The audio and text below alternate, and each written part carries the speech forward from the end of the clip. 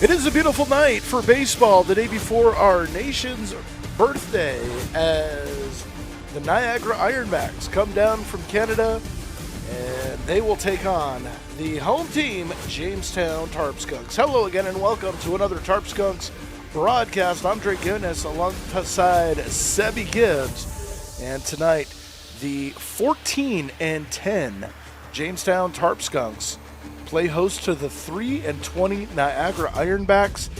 But Sebby, this is not a game that I think the Tarp Skunks can really overlook. If you look back the other day in Canada, on Canada Day, the Niagara Ironbacks actually held an 8-5 lead going into the 9th inning, and the Tarp Skunks were able to come from behind in that one to win their 4th consecutive. But this is a talented team when they can put things together. Yeah.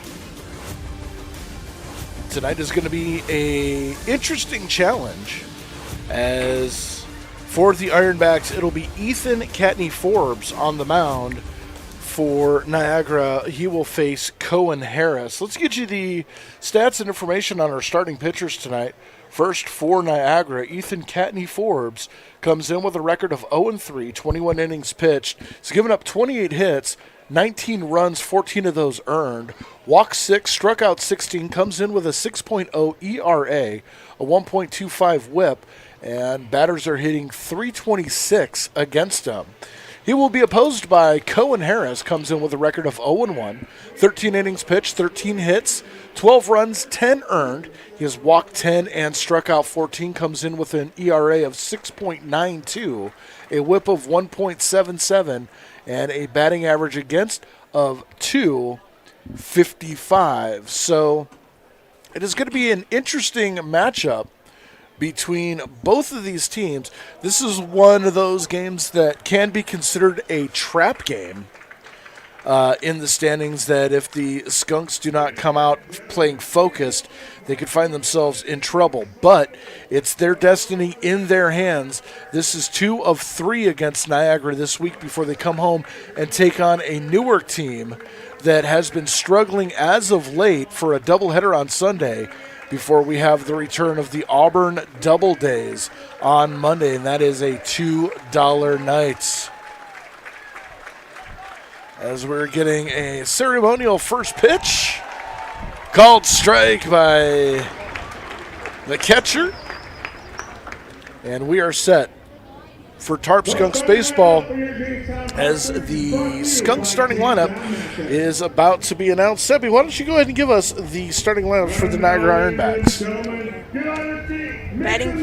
Leading off, Brady McGuire playing third base. Taking the squad behind the plate, Jacob Haynes will bat second. Designated hitter, Nathan Borchardt will bat third. Justin Bremner batting fourth, playing right field. Blake Herman, the left fielder, will bat fifth. Shortstop Brady Marshall will bat sixth. Extra hitter Dom Costello will bat seventh. Joaquin Rodriguez Costa will bat eighth. Eric Weeks, playing second base, will bat ninth. And the center fielder, Matthew Dumas, will bat 10th. All right, that's the Tarp Skunks starting lineups. Go ahead and give us Niagara, if you don't mind. Yeah, so batting first, number 5, Carter Shen. Batting second, the second baseman, Cotter Gatens. Batting third, Alex Keene. Andrew Bishop bats fourth. Taking the spot behind the plate, Marcus Butts bats fifth. Designated hitter, Grayson Briggs bats sixth. Devin? Yes, Devin. Adore will bat seventh.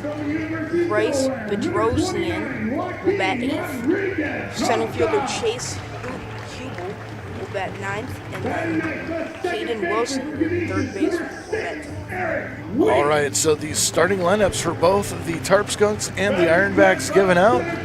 The rest of the Tarp Skunks set to take the field. And we are just about set for the national anthem here in Jamestown. So we'll go ahead and step away for the national anthem and the start of the ball game just after.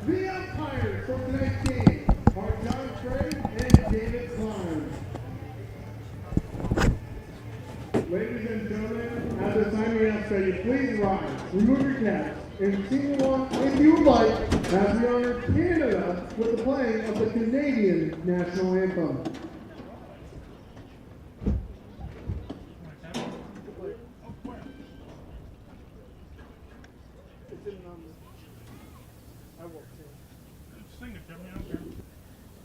Performed by me.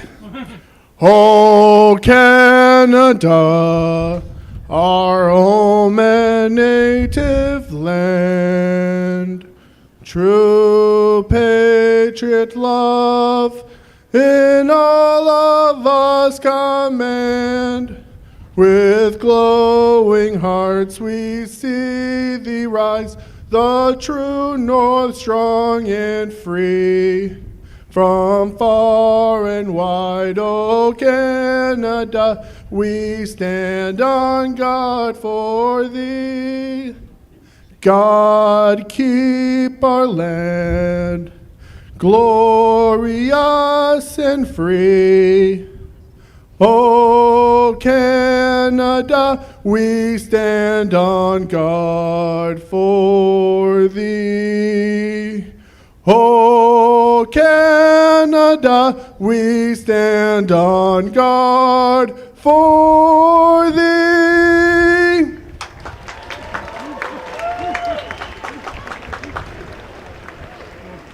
We ask that you stay standing as we honor America with the singing of the national anthem by Mercedes Unger.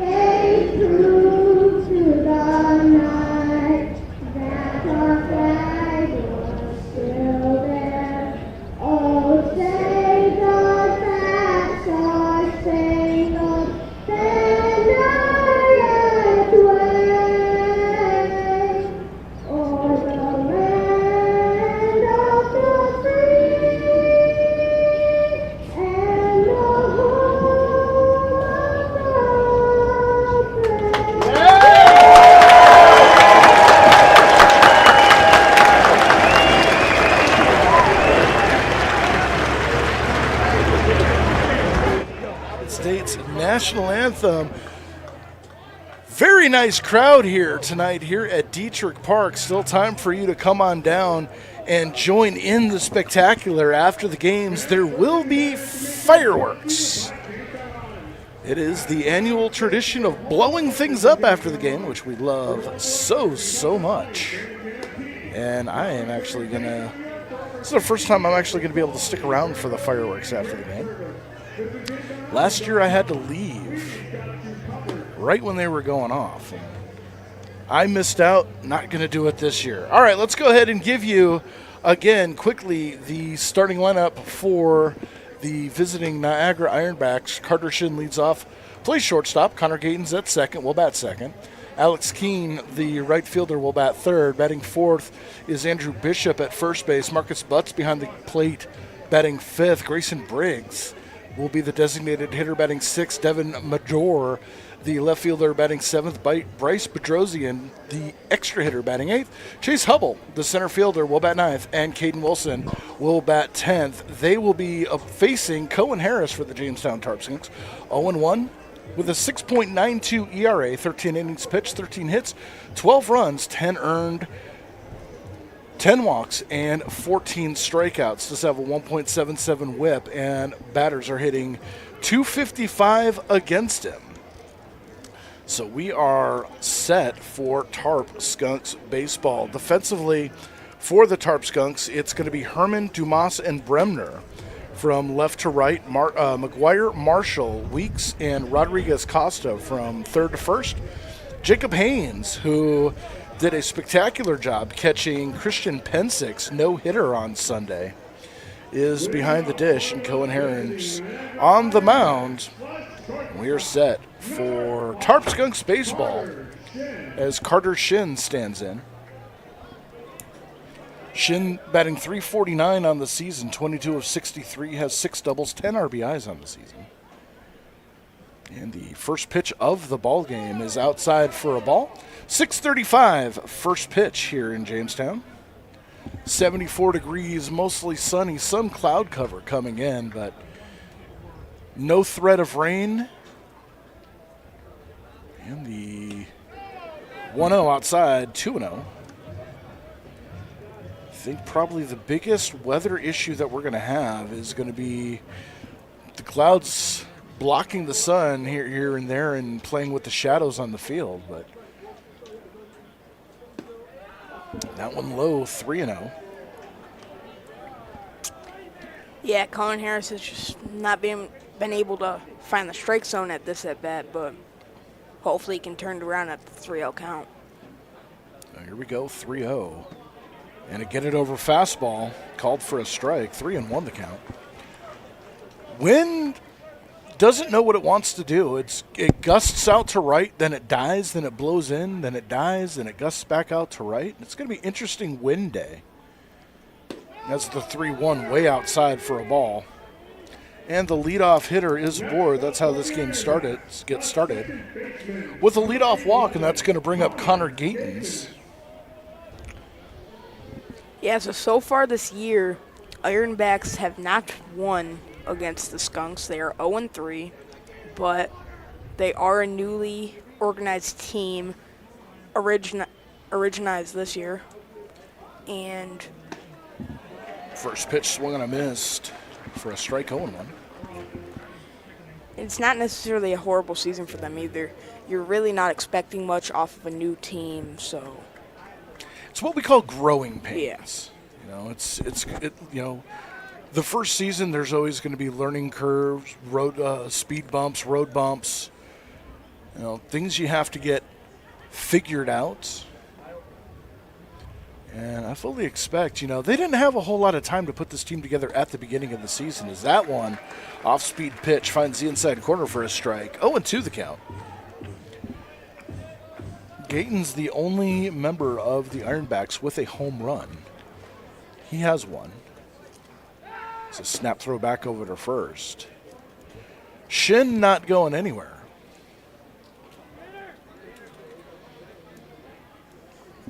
As Gatens waits. Ball bounced in the dirt. Runner's going to take off. Throw down to second. Is going to go into center field. And advancing to third on the air by Jacob Haynes is Shin. Might have been better just to eat that, because at the point he threw the ball, there was really no chance of getting him. Yeah, it was late. At that point, might as well just keep the ball, let him go to second. Haynes tried, good effort, but just couldn't make the throw. The 1-2 pitch, foul back. So Gatens finds himself in an early RBI opportunity here as the lead run 90 feet away, nobody out here. Just underway here in Jamestown, Russell E. Detrick Ballpark. Glad to have you with us on a beautiful Thursday evening, as there's a ground ball right to third. McGuire playing in. Looks Shin back, throws over to first, and there is one away. And that'll bring up the right fielder, Alex Keene, number 25. Alex Keene, the right fielder, coming in, batting .294 on the season, 20 of 68. Does have 4 doubles, 7 RBIs, as the Skunks infield continues to play in. First pitch is a line drive into center field. That is going to be a base hit. Coming in to score is Shin, and it's 1-0 Ironbacks.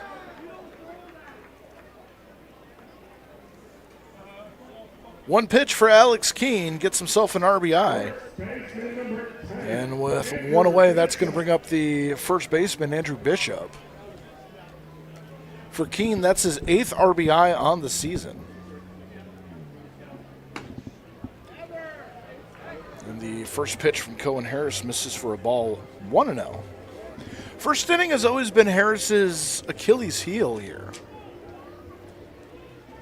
If he can get out of the first limiting damage, he should be all right, as there's a fly ball into center field. Dumas underneath it makes the catch for out number 2.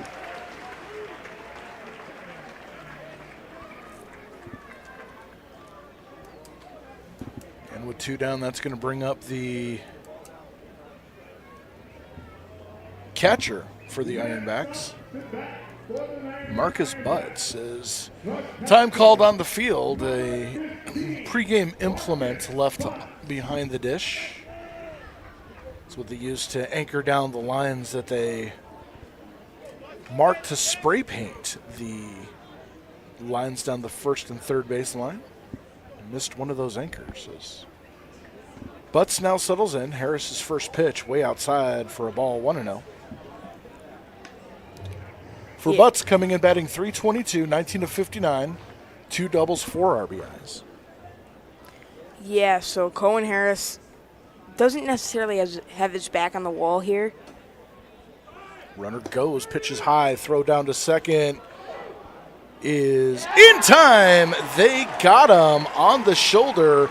Do not pass go, do not collect $200 in the inning is over. A run on a hit, nobody left. We go to the bottom of the first inning. Niagara 1, Tarp Skunks coming to bat.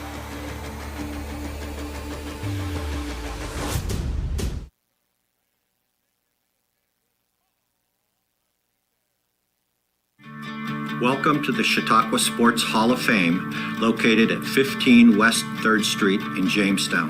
Visitors will see photographs, awards, apparel, and other sports memorabilia. We invite all visitors to stop in the Chautauqua Sports Hall of Fame and learn about the sports history of Chautauqua County.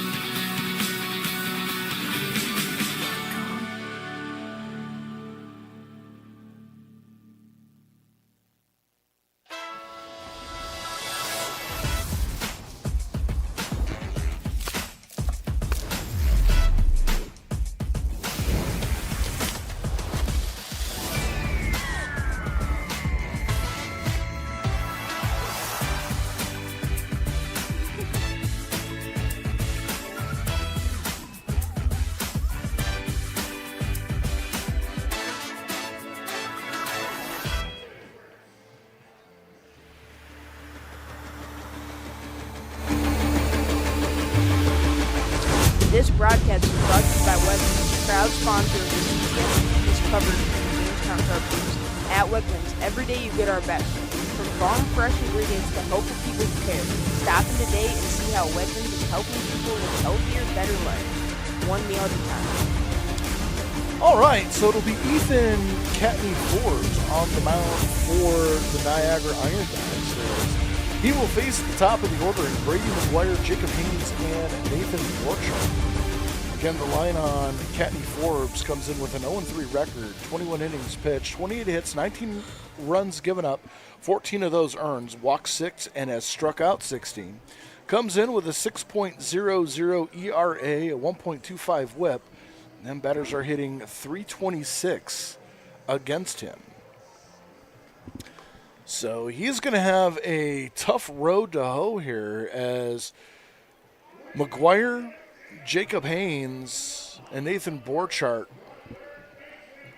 3 of many top hitters here on the Tarp Skunks. Brady McGuire, who had this weekend off, returning to the lineup, batting .339, 20 of 59 on the season, 2 doubles, 3 triples, 15 RBIs.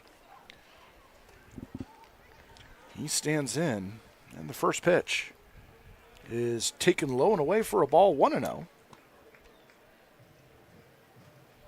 Be McGuire, Haynes, Borchardt, Bremner, Herman, Marshall, Costello, Rodriguez, Costa, Weeks, and Dumas. As that one misses inside, 2-0. Interesting to see Matthew Dumas back at the bottom of the order. Did a very good job leading off over the weekend. And really, if you think about it, having that extra hitter, that 10 spot, is like getting an extra leadoff hitter when you get to that bottom of the order. As that one finds its way across the strike zone. 2-1. Yeah, and Dumas being at the bottom of the order makes sense because, as we know, Dumas gets on base a lot with his bunts and stuff like that. So, That that one's down for strike 2, right? Yep, 2-2 the count. That one catching the inside part of the play. Yeah, Dumas does have a lot of speed, and with a guy like Brady McGuire who can put a charge in the ball, again, it's like having that extra, you get an extra leadoff hitter.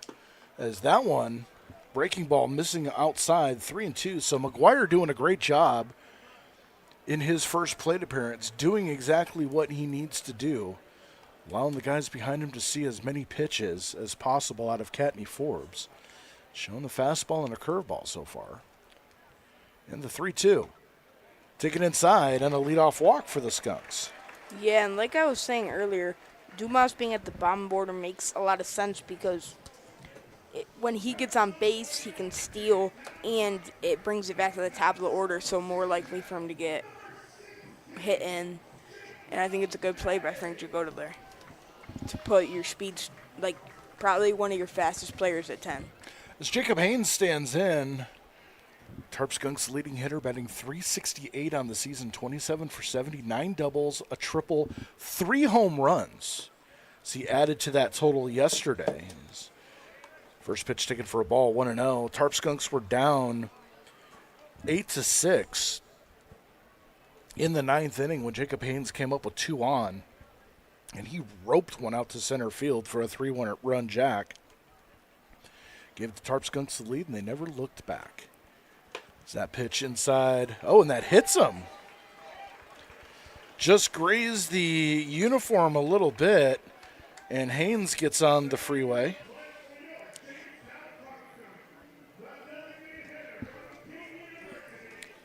Yeah, and Jacob Haynes 3 home runs in the season. One of those are at home, and then his first was a grand slam, which that was a shot. Yes, very good. He's got more knowledge than you would expect. He knows his stuff. He's writing his. I love it.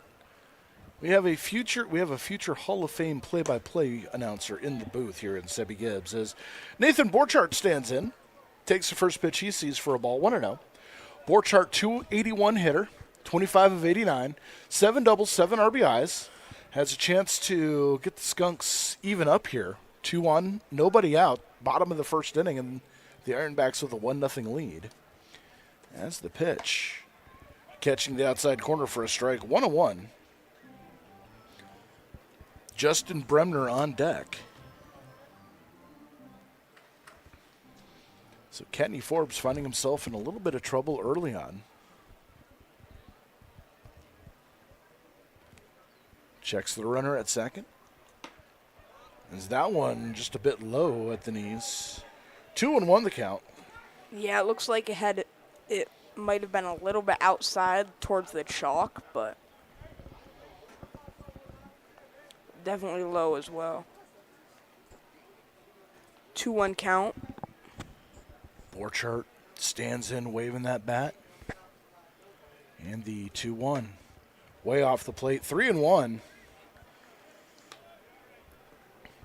And Catney Forbes having some of the same issues as Cohen Harris early on, trying to find the strike zone.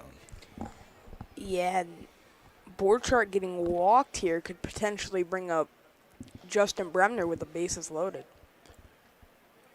3-1 in the pitch. Way inside. Ball 4. Good call there, Sebby, as now the forest full of Skunks. Bases loaded. Nobody out here. And it's going to bring up Justin Bremner. Yes, the catcher, the second baseman are going to have a little chat with the pitcher here. Just, you got this, encouraging him, trying to get him in the right mindset. Yep, just trying to induce a ground ball. Ironbacks would give up a run for 2 outs. And we'll see what happens with Bremner coming in, batting .360, 31 of 86, 4 doubles, 1 triple, 2 home runs, 18 RBIs, trailing only Jacob Haynes in that category. As the right-hander stands in, the pitch popped up on the infield, foul territory. They're going to call the infield fly rule as Butts drops the ball. And no, they're going to wave off the infield fly rule that was in foul territory. So I was looking at the home plate umpire, looked out at the field umpire. The field umpire was calling it. The home plate umpire called it off. So a scary strike for Bremner. Dodges a bullet. We'll live to see another pitch. Yeah, it's a huge relief for Bremner. 0-1 the count. Tarp Skunks knocking on the door. There's a sharp ground ball just fouled on the third base line. Yeah, and that came very, very close to hitting Bremner, and that would, or not Bremner, McGuire, and that would have not been great. As here comes the 0-2 pitch. Bremner's been finding himself behind in the count a bit as of late. And the pitch. There's a line drive foul again. Yes, that is a shot into the bullpen. Hopefully everyone's okay in there. As you hear the buzz from this nearly packed house here in Jamestown tonight.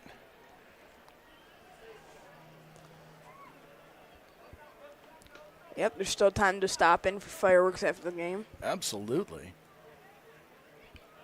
Bremner looking to provide a little fireworks here. 0-2 the count and the pitch. Fouled off, stay alive.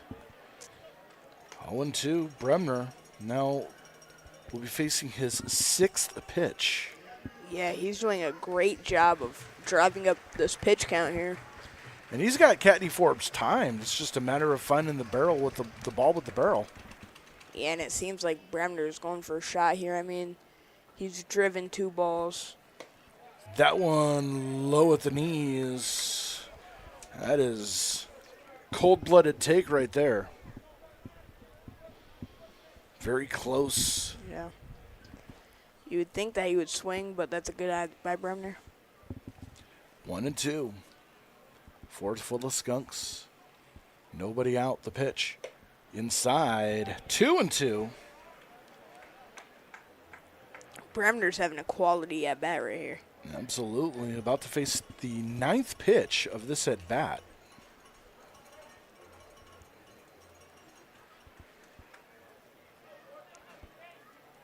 Beautiful night here in Jamestown. The 2-2. And that hits him. An RBI the hard way for Justin Bremner, and the ballgame is tied at 1 apiece. McGuire comes in with the run. Haynes moves to third, Borchardt to second.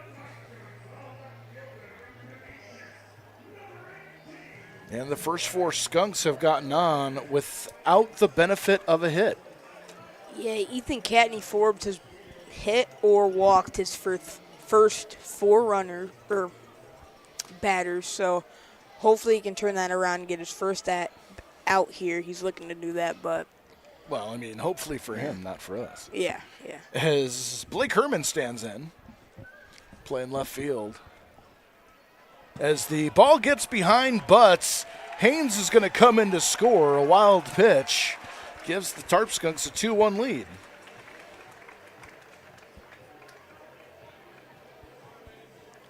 Yeah, and great offensive inning for the Tarp Skunks so far. There's 0 outs on the board. You have a man on second and third. You had bases loaded, for the last 2 at-bats, and it's just going very well for the Skunks here. As the Ironbacks infield now comes in, runners at second and third, nobody out. 2 across already here in the bottom of the inning, as that one's popped straight up. Foul territory again. And Butts and Wilson, again with a communication issue. That ball falls harmlessly into foul territory. Yeah, and that's just unfortunate for the Ironbacks here. That's not great because you're trying to get your first out of the ball game. Second time dropping a ball in the infield, just unfortunate, but they're looking to turn it around. Chemistry and communication an issue as that one's fouled off to the right out of play. Look out, that one's on Faulkner Street. And that's 1-2.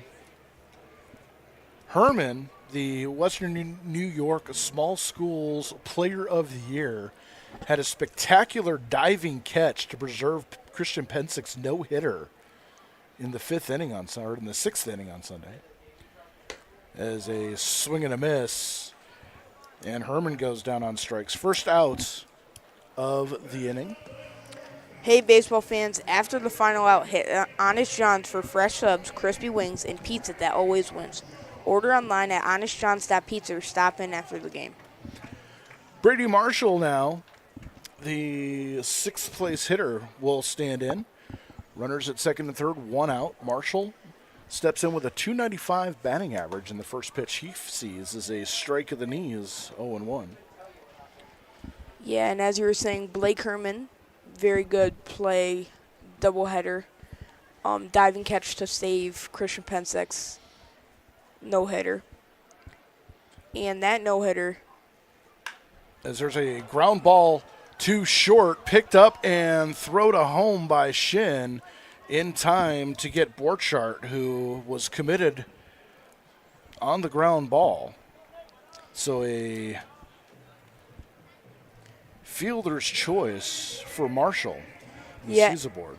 yep, and that no-hitter last weekend won Christian Pensick Perfect Game Collegiate Baseball League Pitcher of the Week. So congratulations to him. He's a very, very nice guy. Got to interview him during the doubleheader. Lucky to do that, and wish the best for him. Absolutely. So with two down, that's going to bring up Dom Costello. Extra hitter batting .371 on the season. There's a high chopper toward short. Shin takes the funny hop, throw on to first, and the inning is over. 2 runs come across on no hits for the Skunks. We go to the bottom of the second inning, or top of the second inning. It's 2-1 Jamestown.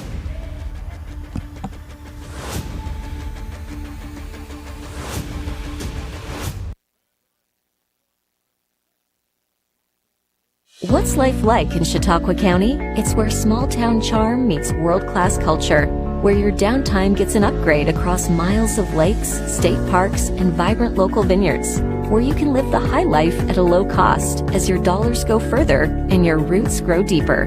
Whether you're building a business or advancing your career, settling down or saddling up, choose Chautauqua County, where every step you take is toward the life you love. Start your next chapter at livechq.org. Our generation has a choice. Turn away from the world's problems or chase them down. We refuse to sit back and watch them pass us by. Watch us fly ahead. Rise to every challenge and overcome anything. Watch us become the next greatest generation.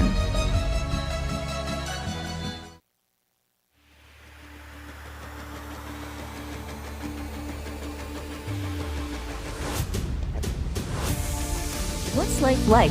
What's life? Tarp Skunks Baseball on CCS-TV is brought to you by Schultz Auto Group, a proud sponsor of the Jamestown Tarp Skunks.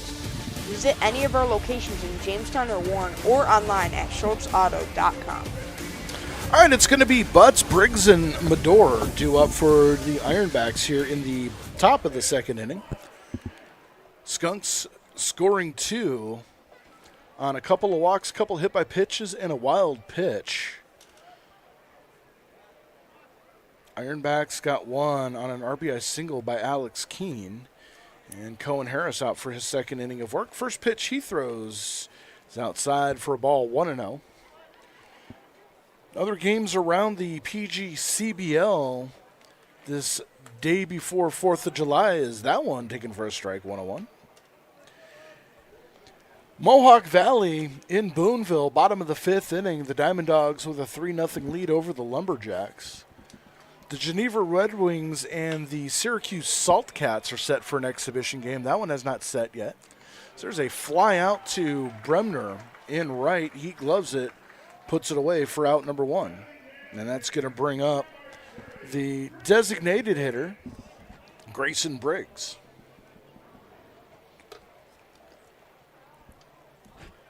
Niagara Falls Americans and the Batavia Muck Dogs, no score, bottom of the 1st inning in that one. Elmira and Auburn, no score.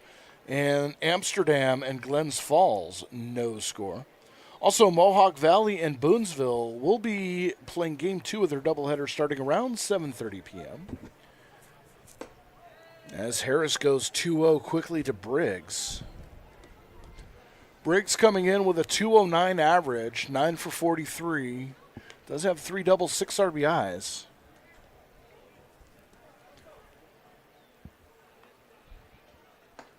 As that one catches the corner, 2-1.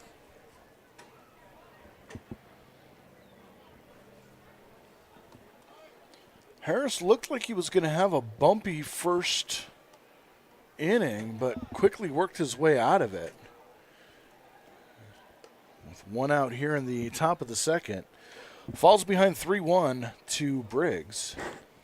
Yeah, Cohen Harris had a rough start last inning, but he turned it around, had them put the bat on the ball for pitches that they probably couldn't hit, got outs, and had a good inning. Second walk of the ball game for Cohen Harris.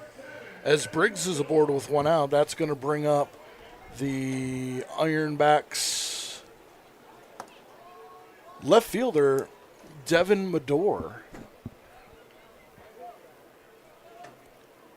Renner takes a big lead off first, squared a bunt, fouled off to the right, 0-1. Looks like Medore trying to sacrifice Briggs over to second to get him into scoring position.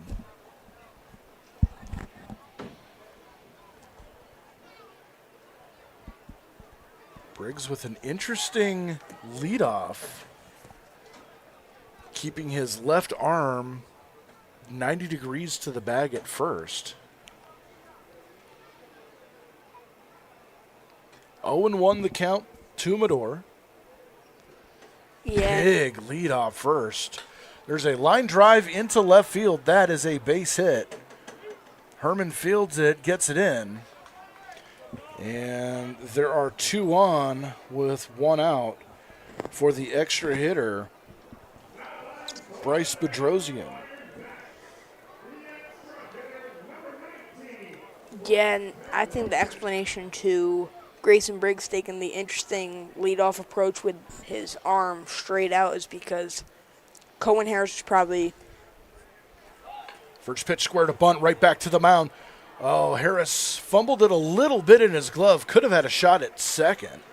Takes the easy way to first. And advancing as Briggs and Medore now with 2 outs. Yeah, and I think Cohen Harris was playing a little conservative earlier because saw that he was going to bunt for the sack bunt. And just now he did, so I think that explains the leadoff that he might check first. Which that will be counted as a sack bunt, right? It's just, it. So there's a sacrifice bunt, and then there's a sacrifice. That's just a sacrifice. Okay. It is going to count as an 0-4 in the at bat. As Chase Hubble stands in, center fielder. Harris looking to get out of trouble here, quickly behind 2-0. Hubble 229 on the season, 11 for 48 with an RBI. Bottom part of the order struggling for the Ironbacks here. There's a chopper foul. Third base side, and the count goes 2-1. Top of the order for the Ironbacks. 349, 302, 294, 243, 322. And you get into the bottom 5, getting into averages of 209, 169, 130, 229, and 050. So there's a swing and a miss. 2-2 the count. Harris took something off that one. Now Hubble back against the wall. 2-2. 2 out. Top of the second inning. The pitch. There's a high pop-up on the infield. Weeks, the second baseman, underneath it, puts it away, and the side retired. No runs, 1 hit, 2 runners left on base. We go to the bottom of the second inning. It's 2-1 Jamestown.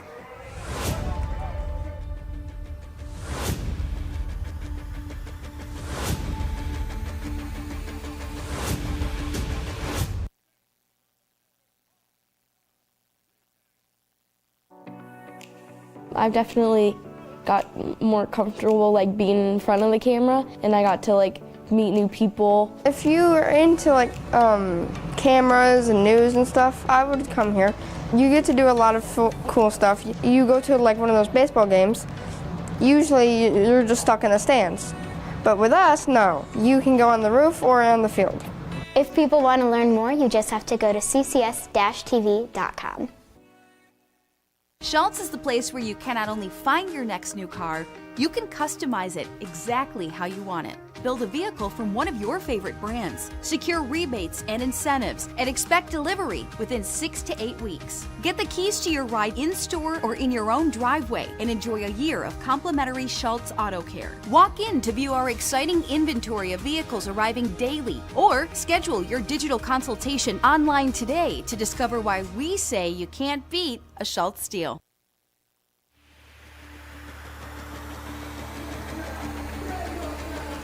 San Filippo Solutions, your whole home energy contractors.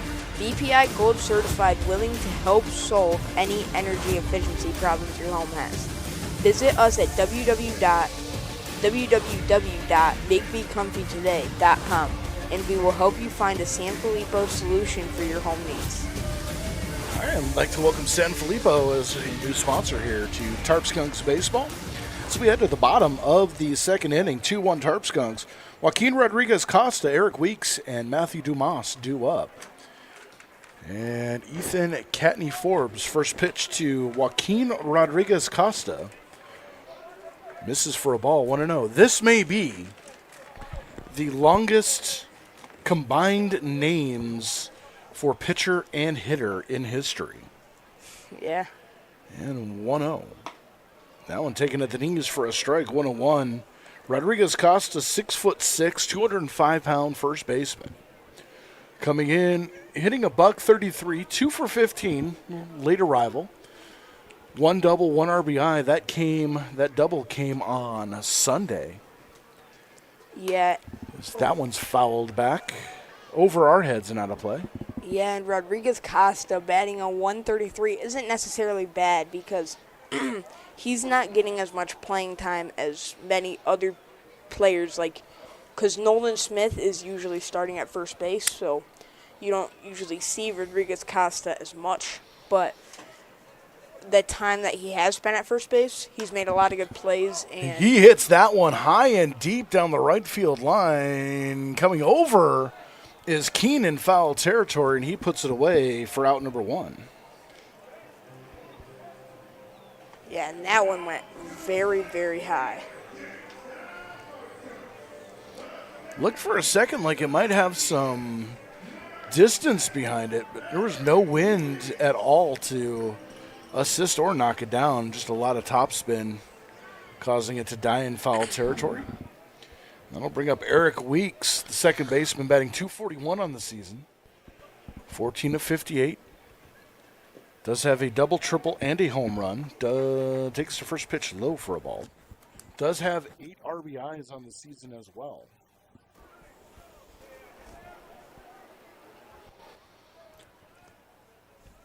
So looking to get the Tarp Skunks in the hit column, already with a 2-1 lead. And the pitch, that one's taken for a strike. 1-1 the count. I'd like to welcome all of our friends north of the border up in Canada watching here tonight. Welcome in. Glad to have you with us. The 1-1 pitch fouled off. 1-2 the count. Have the Americans, or not the Americans, excuse me. I get them mixed up. Two Niagara teams. Ironbacks, do you know if they played in Newark this season? Have they played in Newark? I would imagine they have. I'll have to pull up. I can pull that up. As Weeks, little flare out into center field. That is going to drop for a base hit. Merrick Weeks, the 9th place hitter, gets the first Tarp Skunks hit of the game. And with one out, that's going to bring up Matthew Dumas. Yeah, and if they've played in Newark, that must be fun drive. All the way from across the border.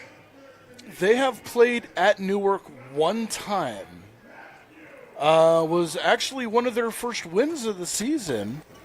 10-5 on June 28th. Yeah. Don't know why I'm getting a buzz in my headset. As the first pitch to Dumas is grounded foul. 0-1 the count. Yeah, but I'm glad that if you're taking that far of a road trip that you get the win. But yeah, that would be a long drive home, I'll tell you that. 0-1 the count. Snap throw over to first. Weeks is back. And today, Tarp Skunks' base running has been very good. They haven't been caught at all. They only have one hit on the board, yet they're leading. Ground ball to second. Gatens has it, throws on to first, 2 away. As Weeks, too much speed, advances over to second. And we're back to the top of the order with Brady McGuire.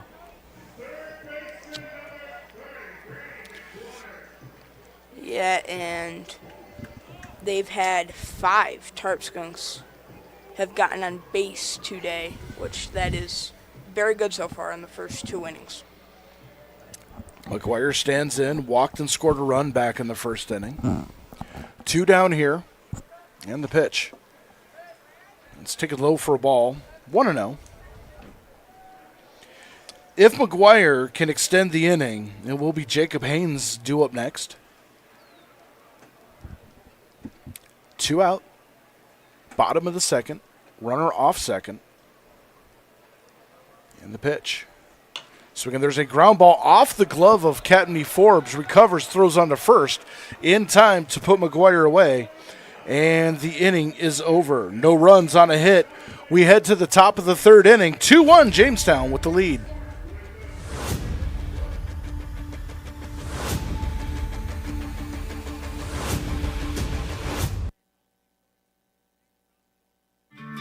Welcome to the Chautauqua Sports Hall of Fame, located at 15 West 3rd Street in Jamestown. Visitors will see photographs, awards, apparel, and other sports memorabilia. We invite all visitors to stop in the Chautauqua Sports Hall of Fame and learn about the sports history of Chautauqua County.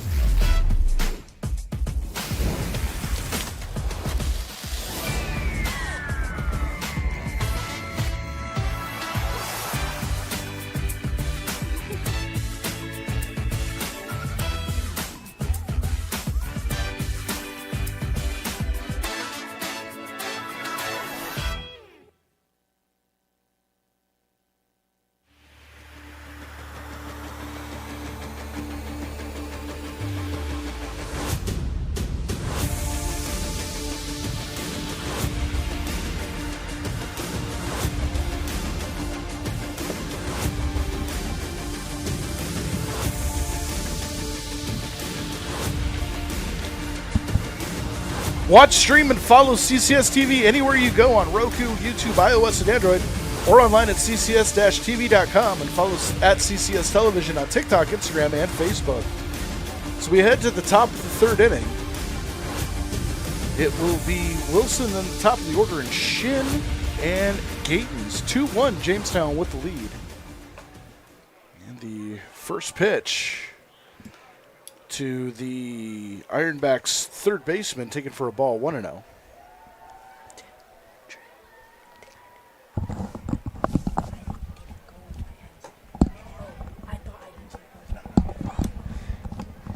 That one misses 1-1.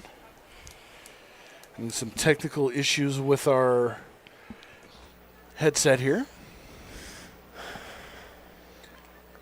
1-1 the count and the pitch. Taken for a strike. 1-2. Wilson coming into this at bat 0.050. 1 for 20 on the season. Does have a couple RBIs. As there's a ground ball toward short, picked up by Marshall. Throw on to first. And one away as Rodriguez Costa, tall enough to snare that one. It looked like Marshall airmailed it just a little bit, but that's the advantage of having a 6'6" first baseman. Yeah, and if that was virtually any other first baseman, that would have probably been ruled an error. I don't know. Nolan Smith might have been able to get up for it. Maybe. But if it does go over the head, it's probably 7 foot high, I think. Yeah. As Carter Shin stands in, takes the first pitch for a ball. He walked his first time up. Scored on a RBI single by Alex Keene. Takes that one low, 2-0. Shin walks, stole a base, advanced to third on the throwing error by Jacob Haynes, and scored on the single by Keene. Is that one taken for a strike? 2-1.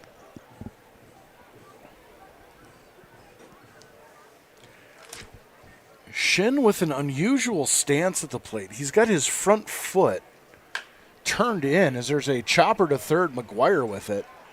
Perfect throw to first, 2 away. And that'll bring up the second baseman, Connor Guytons. Yeah, last time at bat, he grounded out. And grounded out with a runner at third. Grounded out to third. McGuire was right there to watch Shin back to the bag. Takes the first pitch he sees for a strike. 0-1 the count. Harris bouncing that one in the dirt, 1-1.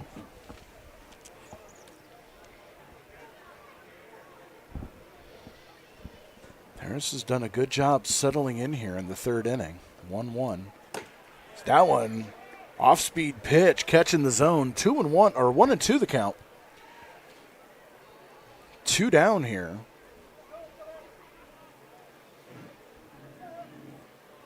And the pitch.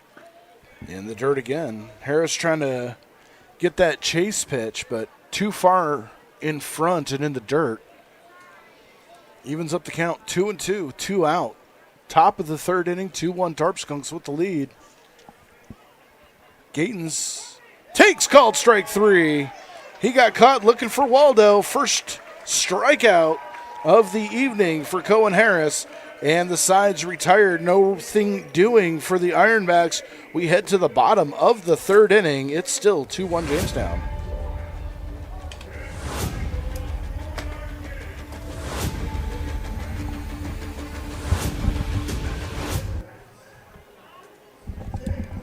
At Southern Chautauqua Federal Credit Union, we believe in supporting our community and helping you achieve your financial goals and strive to make a positive impact for our members and the community. Our mission is to empower individuals with the skills and resources necessary to achieve financial freedom. As our members and the community achieve their goals, we fulfill ours, creating a brighter future together. Southern Chautauqua Federal Credit Union, your partner in financial well-being. No, I was talking about the video feed on the monitor. But yeah, no, it's fine. Looking to feed the family, the whole team, or just your own hungry self? Honest John's has you covered. We're talking fresh made subs, crispy wings, and pizza so good you might just start happy dancing. Trust Honest John's for takeout, delivery, and easy online ordering so you can get the goods without lifting more than a finger. Or stop in for our famous all-you-can-eat pizza buffet. From crispy wings to cheesy pies, Honest John's satisfies. Order now at honestjohns.pizza.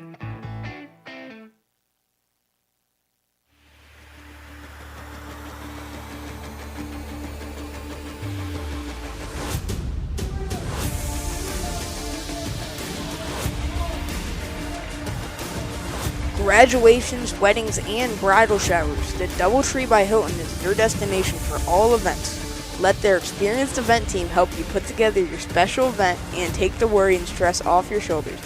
Now offering specials for company events and parties, so stop in or call today. All right, Jacob Haynes, Nathan Borchardt, Justin Bremner, 2-3-4 due up for the Tarp Skunks. Ethan Catney Forbes steps up for his third inning of work. 2-1, Tarp Skunks with the lead so far. As Haynes with a sharp ground ball under the glove of Shin at short. And Haynes is aboard. We'll see what they're going to call that, and they will call that an error. So E6, Jacob Haynes, the leadoff hitter, is aboard, and that's going to bring up Nathan Borchardt. Yeah, and a very similar thing happened to Eric Weeks this past weekend, I believe so. Mm-hmm. He put his glove right under it, rolled right up, and just deflected. Yeah. Second error of the ballgame for the Ironbacks as Nathan Borchardt stands in. Snap throw over to first. Jacob Haynes is in. Borchardt reached on a fielder's choice. Reached on a walk, scored on a fielder's choice. That one taken for a strike. 0-1 the count. Or no, make that. He was the one thrown out trying to score. That's what it was. Yep. Infield in, sharp ground ball. He tried to score and was thrown out for the second out of the first inning. Okay. Yeah, he was out on the field strike. Scorebook all jammed up as there's a ground ball to first, picked up, throw to second for one, on to first. Relay is going to be too late. Good job by Bishop. Momentum taking him to the bag, throws it over to Shin, but the relay, not enough, as Borchardt's on with a fielder's choice. One away, and Justin Bremner stands in. Was hit by a pitch his first at bat, which drove in the Tarp Skunks' first run. So an RBI the hard way for Justin Bremner in this game. Stands in, one away, runner at first, and the first pitch. Swinging, there's a line drive down the third base line. It's a fair ball, and it's going to roll all the way to the wall, into the corner. Coming around third is Borchardt. He is heading to the plate. He will score on the extra base hit by Justin Bremner, and it's now 3-1 Tarp Skunks. And with that double, $10 more into the kitty for the Boys and Girls Club of Jamestown, now up to $320 on the season. Yeah, and that was a perfect placed ball by Justin Bremner. Found the gap through the left field line, and it hit right about where it says 325, and that's a long ways for Medor to go, and he got to go two with an RBI. So that'd be his second of the day. Borchardt showing his wheels, scoring from first base on that one. Runner goes, pitch taken for a ball, throw down to third, gets away from Wilson. Bremner's going to head to the plate. He is going to score and make it 4-1 Tarp Skunks. Yeah, and one thing, I'm not trying to jinx anything, but one thing that would actually be surprisingly not great if Tarp Skunks mercied today, then the fireworks would be in the light. That would not be the greatest thing. I hadn't thought of that.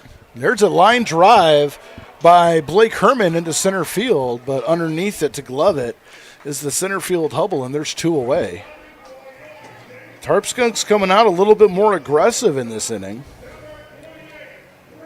And with two down, that's going to bring up the shortstop, Brady Marshall. Yeah, Marshall got on base last time at bat with the fielder's choice, and that is where Borchardt got out at home. And the first pitch fouled off down the third base side toward the Tarp Skunks dugout. 0-1 the count.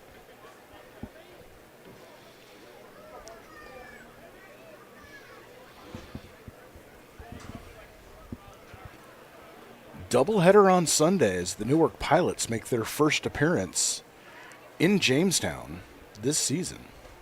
There's a line drive into left field. That is a base hit just over the leaping glove of Shin at short. And a 2-out single. That is going to put Dom Costello up with 2 outs and a runner at first. Yeah, Dom Costello grounded out last time at bat, but he has runner on first. It's a good situation for him to get a hit so he can get on base and try to get more runs in. Snap throw over to first, just back in, is the speedy Brady Marshall. Tied with the team lead in stolen bases with Brady McGuire. Yeah, they've been up, or not up and down, but neck and neck? Yeah, neck and neck. There you go. I can find the term. But with stolen bases, there's one game where Marshall got one, then McGuire, and it kept on repeating. So every time we'd say, now he leads the team, but they are both doing great jobs at stealing. Runner does not go. Pitch taken low for a ball. 2-0. And maybe not a bad idea by Marshall to fake the stolen base, get into the head of Kattni Forbes a little bit. Marcus Butts was right on top of it, though, ready to release. The 2-0 pitch. Snap throw over to first, just back. Yeah, and Kattni Forbes does not like the leadoff Brady Marshall is taking here, trying to get him out to close the inning. Marshall looking to get into double digits on steals. Runner goes. Pitch taken for a ball. Throw down to second is going to be in time. And Marshall caught stealing to end the inning, but 2 more runs across on 2 hits. We go to the top of the 4th inning. It's 4-1 Jamestown.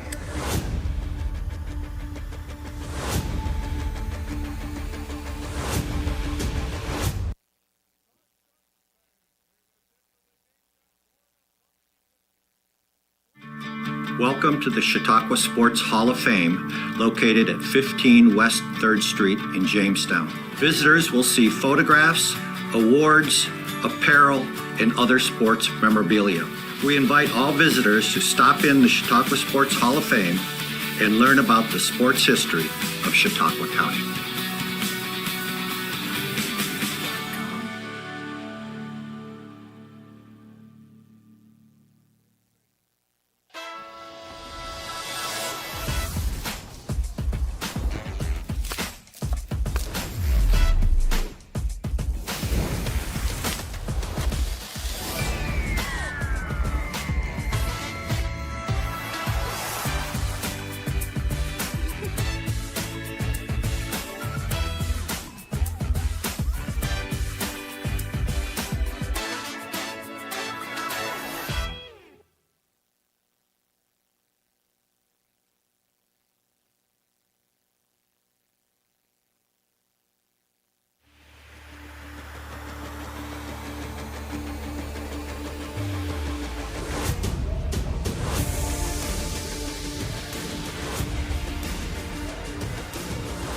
Skunks fans, celebrate that win or eat your feelings with Honest John's. Crispy wings, melty pizza, and online ordering that's fast and easy. Visit honestjohns.pizza tonight. As we're back in the top of the 4th inning with, I believe it's Alex Keene up to bat. Last time at bat, he got a base hit as that one's outside for a ball 1. 1-0. I'm going to let you take it. You take this at bat. Go for it. Let's see what you got.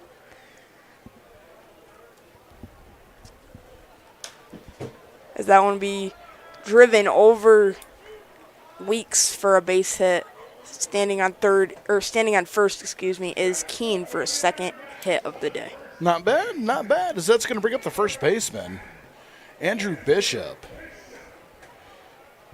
Bishop, who flew out to center back in the first inning, 0 for 1 on the day, does have a runner at first. Cohen Harris, 47 pitches thus far, is the first pitch taken for a strike. 0-1 the count.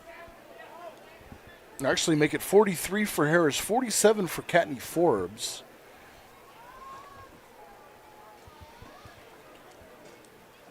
And the pitch.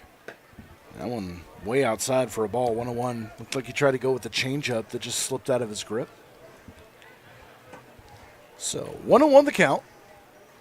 4-1 Skunks, top of the fourth inning. And the pitch. Just a little low, 2-1. Yeah, it looks like that one crossed the plate at about the knees. So good eye by Bishop there. Keene takes his lead. Runner goes. Pitch is fouled off the third base side, not a play. Look out. Oof. That sounded like something hit something. Yeah, I don't even think that was the ball. I think somebody dropped something in the other room, honestly. 2-2 the count.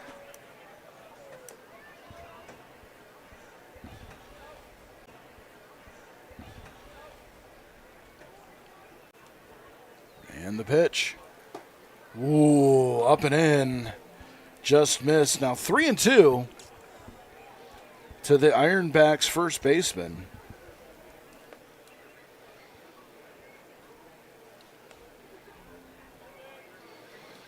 Snap throw over to first. Ooh, Rodriguez Costa had to reach across his body to glove that. That could have been some trouble. Yeah, but good play by Rodriguez Costa to keep the ball in front of him so he could get the catch. Ground ball to second. That could be two, but no. Weeks looked off second, throws to first. And there is one away. Good play by Eric Weeks to look off the lead runner, realized he wasn't going to be able to get him. Yeah, and that'll bring up Marcus Butts, who's been behind the dish all day. Flew out to right field his first time up. And now runner at second, one out. And the pitch. There's a little flare out into left center field. Diving is Dumas to make the catch out in center field. Somebody call Sports Center because we just got ourselves a web gem. 2 down. Yeah, what a play by Dumas. This outfield has been nicknamed the no-fly zone, and we've seen that. Bremner has made some great plays out in the field. Dumas has made some great plays out in the field. Herman has contributed. Even when Costello is playing out in the field, he's contributed. This is a dangerous outfield. Defensively and offensively, too. Can do it all. As Grayson Briggs stands in, walked his first time up, takes the first pitch he sees for a ball. 1-0.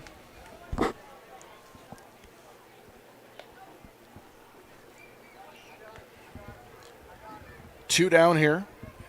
Yeah, and on that fly out last at bat, Dumas had to. As that one's inside for a ball, Dumas had to cover a lot of ground, and he dove. What a catch. Just great play by Dumas there. As you said, the whole outfield's been nicknamed no-fly zone with all these great catches, and just they're doing outstanding this year. That one catches the plate for a strike, 2-1. Dumas playing a couple steps into right field on the right field side of the second base bag.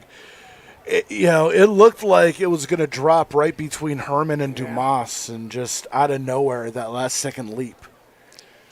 Is that one in the dirt? 3-1 now to Briggs. And Butts, he found the gap there, and Dumas just made a great play on it. I think any other outfield, that's a base hit. even in some pros. Dumas has been a vacuum cleaner out there. And the 3-1 catches the zone. 3-2 now. So Briggs allowing Cohen Harris to work himself back into the count. 3-2, 2 out. Runner takes his lead off second. Harris looks in and the pitch fouled back and out of play. Toward the concourse, look out. And it's always scary when you can see the ball about 5 feet away from you. Mm-hmm. I flinched. So here we go, 3-2. Again, 2 out. The pitch. Ground ball toward second. Weeks has it, throws on to first in time, and the side's retired. 1 hit, 1 runner left. We go to the bottom of the 4th inning, 4-1. Tarp Skunks with the lead.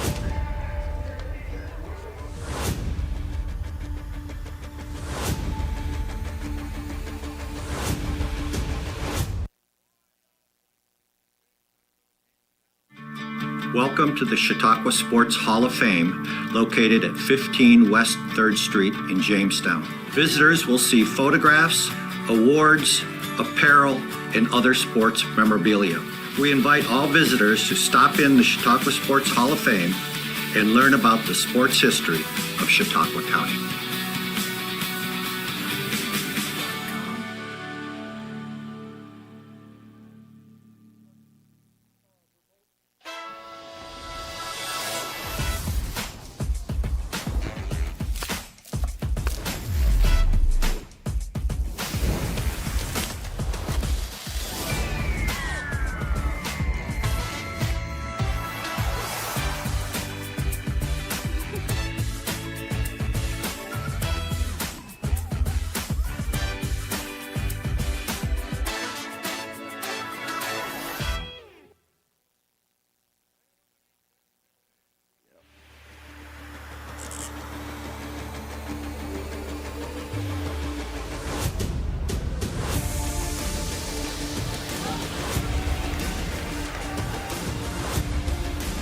It's a new day at Pearl City Hops, located in the Doubletree by Hillen at 150 West 4th Street. Go try their new food and drink menu offerings. Nothing pairs better than steak and frites with a smoked cinnamon cocktail.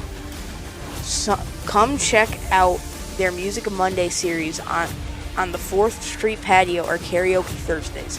Pearl City Hops, where good times are always on tap. New pitcher for the Niagara Ironbacks is going to be number 18, Jaden Corpan. Comes in with an 0-2 record. This is going to be his 7th appearance.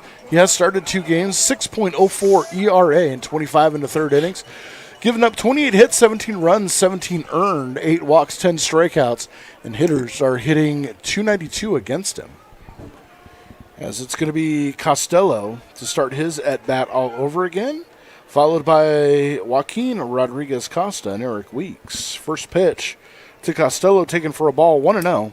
Costello was at a 3-0 count when Marshall got caught stealing. Is that one taken low for a ball? Yeah, and it's just usually when somebody gets caught stealing for the 3rd out, that's a relief for the batter, but at that at-bat it wasn't, because he was just that close to being walked. I flinched that time. Yep. That one came and flew to the booth just to the right of us, and still, I could have probably reached out to try to grab, I'm thinking maybe, if one does come up here, I can reach out to try to grab it. And then I just realized I don't want to spend the evening in the emergency room. Curveball fouled back, 2-2. You get to the age where arthritis in your hands, I don't think catching a baseball barehanded going 85 miles an hour toward your head is probably the wisest move.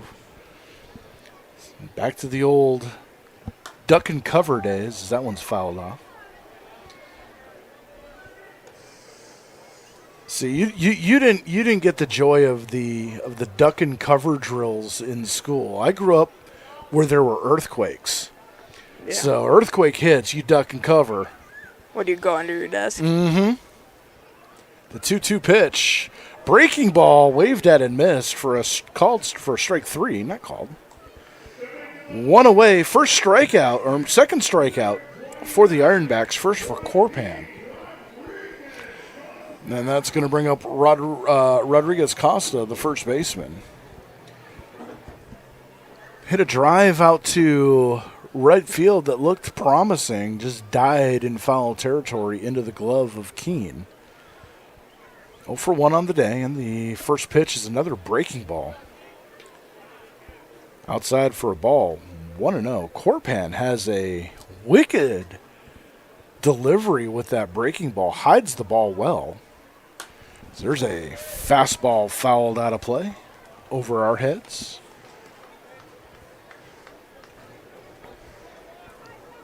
One and one the count. Bottom of the fourth inning, one away here on an absolutely perfect night for baseball. Very few clouds in the sky. And the breaking ball misses. 2-1. Absolute packed house here at Detrick Park. Might be getting close to a sellout. That's a breaking ball that just missed low, 3-1. And I don't know if that just missed low or if it fooled the umpire. That one looked close. Almost wanted to give Corpan the benefit of the doubt on that one. It's the 3-1 fouled off to the left-hand side. That is going to be out of play in the stands. Hopefully everyone's okay in that bleacher. Yeah. And the count goes full. 3-2 to the Tarp Skunks' first baseman. Eric Weeks on deck.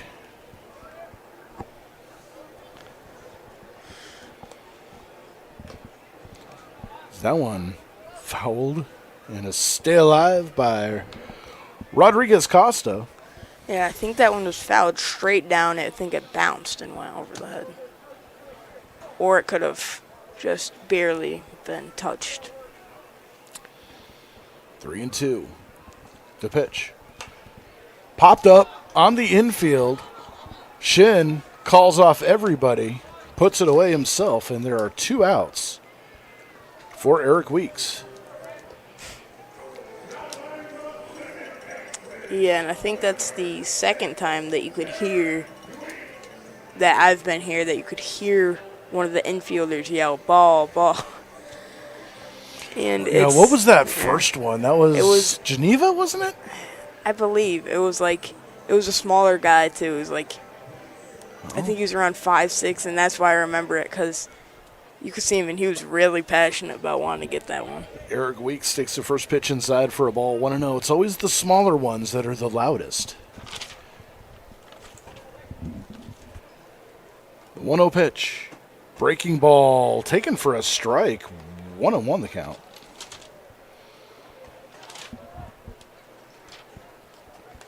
Weeks with a single. Back in the second inning. Takes that one away. 2-1.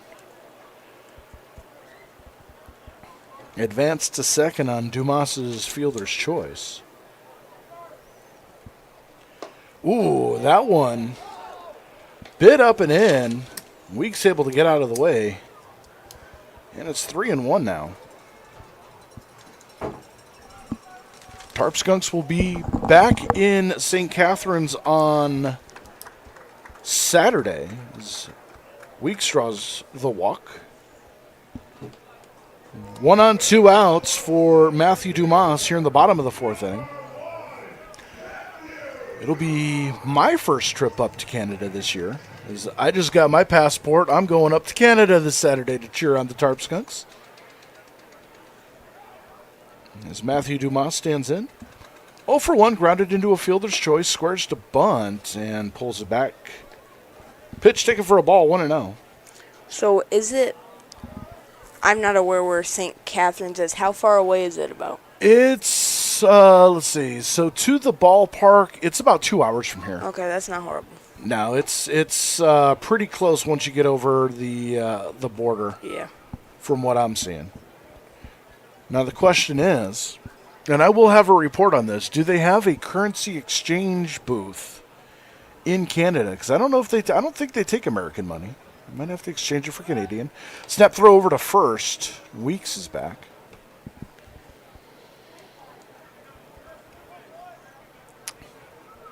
Yeah, that's a good question. It'll be the first time I will have been in Canada in 20 years. There's a foul. Third base side out of play into the stands. So that one hits the bleachers. As we'll have the 2-1 pitch after a foul ball. And we're at the bottom of the order with Matthew Dumas. If somebody bats next, if Matthew Dumas gets on base here, it would be Brady McGuire up next. Snap throw to first. Got away from Bishop, but not far enough for Weeks to advance. Yeah, it was dropped by Bishop. Looks like Bishop had good awareness, got on it quick enough, so Weeks, like you said, couldn't advance. Good awareness by the first base coach for the Skunks to not allow Weeks to advance, as that one's popped up, shallow right field, and it's going to fall for a base hit. Advancing to third is Weeks.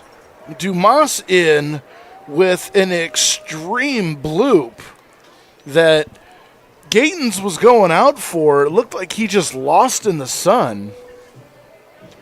And the Tarp Skunks stay alive with 2 on, 2 out.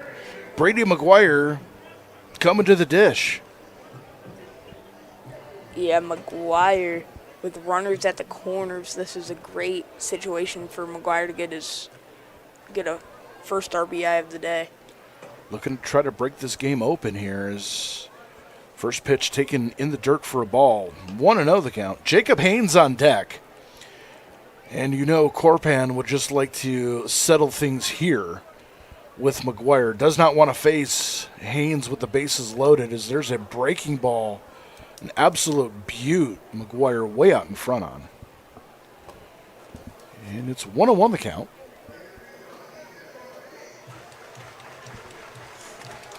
Was that Dumas count as error or a hit? No, that's definitely a hit. Yeah, that's what I thought. Snap throw back over to first, and again, Dumas back in. Would not be surprised to see him on the move. And an update in Batavia. Niagara Falls have taken a 2-0 lead over Batavia. Runner goes. Pitch taken for a ball. No throw down to second base as Dumas will steal it on defensive indifference.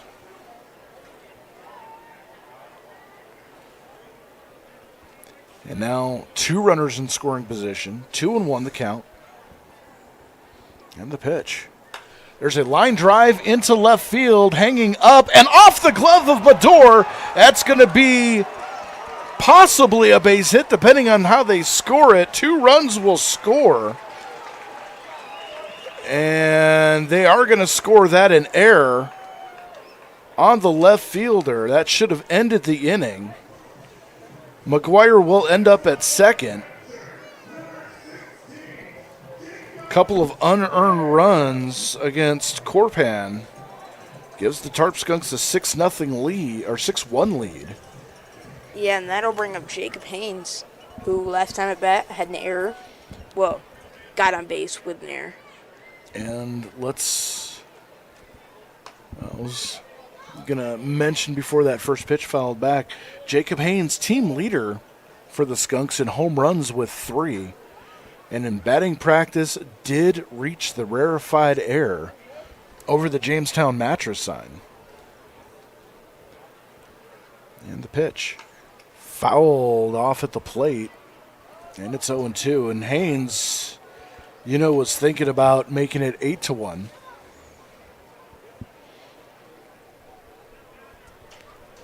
See if he shortens up his swing.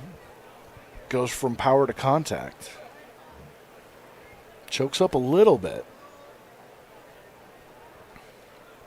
And the 0-2 pitch.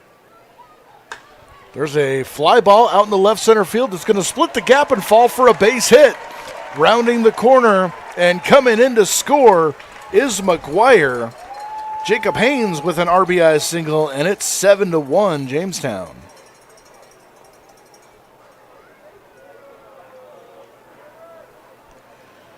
And that's going to draw a coaching visit here, as Corpan started off the inning with a strikeout and a pop-up. 4 consecutive Skunks have gotten on base here. Elmira 3-1 over the Doubledays, bottom of the third field and done at Dunfield. Amsterdam and Glens Falls postponed. No reason given for that one. We'll see if we can get an answer on that one. Mohawk Valley beat Boonville in Game 1 of their doubleheader, 3-0. Game 2 will get underway shortly, as Nathan Borchardt stands in.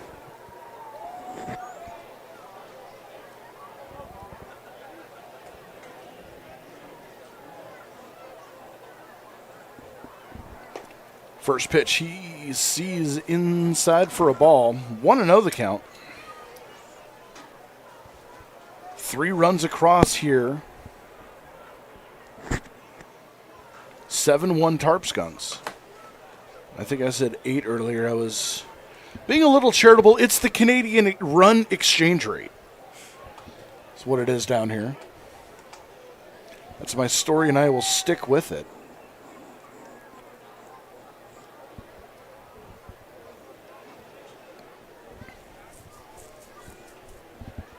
There's a high fly ball center field right at Hubble. He puts it away, and the inning is over, but not before the Tarp Skunks put 3 across on 2 hits. We go to the top of the 5th inning.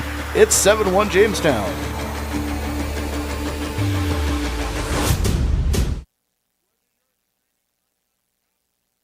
At Southern Chautauqua Federal Credit Union, we believe in supporting our community and helping you achieve your financial goals and strive to make a positive impact for our members and the community. Our mission is to empower individuals with the skills and resources necessary to achieve financial freedom. As our members and the community achieve their goals, we fulfill ours, creating a brighter future together. Southern Chautauqua Federal Credit Union, your partner in financial well-being.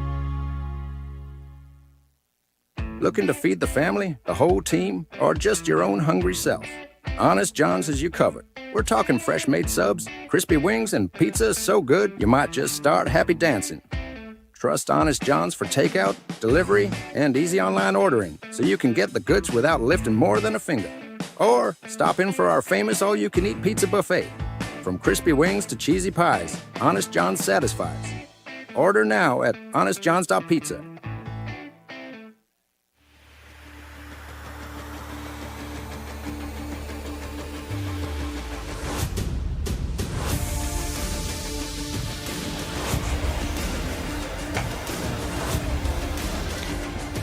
Jamestown Tarp Skunks will host the Newark Pilots on Sunday in a doubleheader, 4 and 6:30 p.m. And then the Auburn Doubledays back on Monday, July 7th. It's $2 night at the ballpark. You know what that means. $2 bleachers, $2 beer, $2 hot dogs, $2 beer, $2 sodas, $2 beer, $2 beer, and did I mention $2 beer? That's going to be Monday, July 7th, as the Auburn Doubledays come in for $2 night. And then next Friday, the Niagara Ironbacks back here for buyout night. It's going to be Wegmans Community Buyout Game. You're not going to want to miss that. Come on out and pack the park as the Tarp Skunks start marching toward the playoffs. Also, you are not going to want to miss your chance to bid on game-worn jerseys for the Strikeout Cancer game. That is on the 19th of July, Saturday, against the Niagara Ironbacks. You can bid for game-worn jerseys. Just go to the website, JamestownTarpSkunks.com, and in the news carousel, scroll through to the link to where you can go bid on Tarp Skunks uniforms. I've got 2 bids on 2 jerseys myself. Am I going to tell you what they are? Absolutely not. As new Tarp Skunks pitcher coming in is going to be Jace Ratowski. Rutkowski comes in with no record, his 5th appearance, does have a 9 ERA in 5 innings, 7 hits, 6 runs, 5 of those earned. Has walked 4 and struck out 6. So he will replace Cohen Harris, who came out and had a solid outing. In 4 innings, 3 runs, 1 hit, 1 earned, 2 walks, and a strikeout. 57 pitches. And Rutkowski will face 7-8-9 due up for the Ironbacks, as it's going to be Devin Medor stands in. Yep, Medor is 1 for 1 on the day with a base hit. And also has an error that's responsible for 2 runs back in the 4th inning. It was an easy fly ball that just went off of the tip of his glove, allowing 2 runs to score. 1-0 the pitch, 2-0.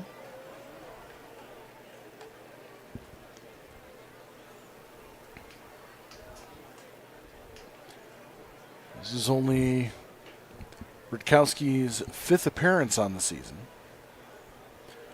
Usually limited to an inning or so. As that one's fouled back, out of play. And that one may have gotten into the concourse.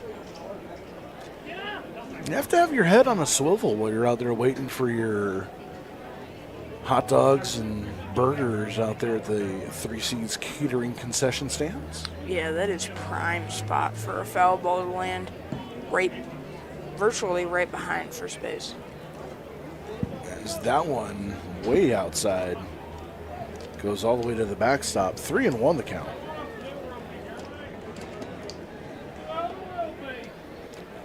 Bedrosian on deck. 7-1 Tarp Skunks with the lead here. Top of the 5th inning. On fireworks night at the park. Packed house here at Detrick Park. Love to see it. There's a line drive to center field. Dumas takes a couple steps in. Puts it away for the first out of the inning. And that's going to bring up Bryce Bedrosian, the extra hitter. He had a sacrifice to, I think, advance Devin Monroe. Medor. Oh, You'll get it. Excuse me. Absolutely crushed that one. To advance Devin Medor to second. There you go. First pitch swinging, fouled off at the plate. 0-1 the count. It's all part of the learning process. I've had people in the past tell me, being a broadcaster, it's so easy until you put the headset on. Swing and a miss. 0-2 the count. This is not an easy job to do. And I can tell you right now, Sebi has done beyond my expectations so far this season and always continually improving. And Bedrosian got tired of waiting. Yeah, he steps out of the box for just a second. Showing a little irritation. Rutkowski shows a little irritation right back at him. 0-2, the pitch. Swing and a miss. And Bedrosian goes down on strikes for the second out of the inning. Now with 2 down, that's going to bring up Chase Hubble.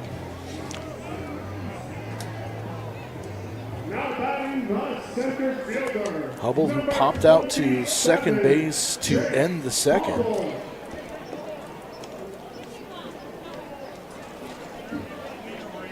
Rutkowski looking to make quick work of the Ironbacks side of the inning. First pitch, way outside for a ball, 1-0.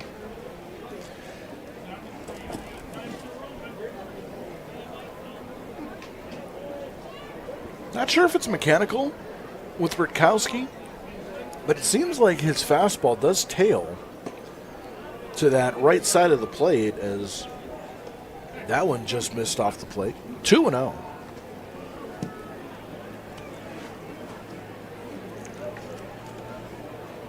Rutkowski pitching dead center on the pitching rubber. You don't see that a lot. That one's cut on a miss. 2-1. Yes, most pitchers are either on extreme first base, extreme third base. No one is really in the middle, but it seems like Rotowski is. Found his comfort zone in the pitch. That one just misses. 3-1. Caden Wilson on deck would hit next if Hubble is able to extend the inning here.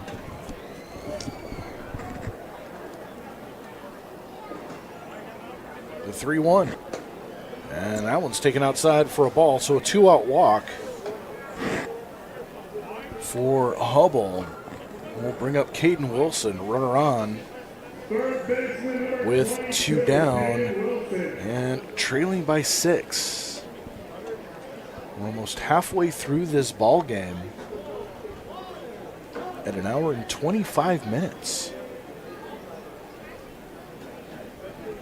That's the same speed and pace of game as both games of the doubleheader on Sunday.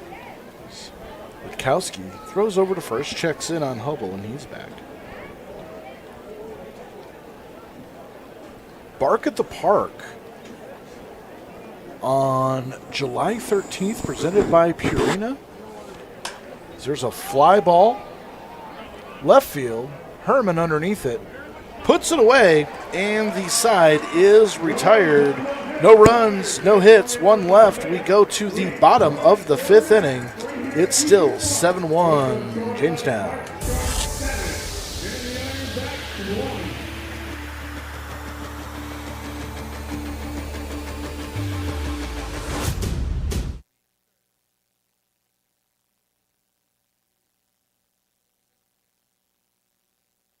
At Southern Chautauqua Federal Credit Union, we believe in supporting our community and helping you achieve your financial goals and strive to make a positive impact for our members and the community. Our mission is to empower individuals with the skills and resources necessary to achieve financial freedom. As our members and the community achieve their goals, we fulfill ours, creating a brighter future together. Southern Chautauqua Federal Credit Union, your partner in financial well-being.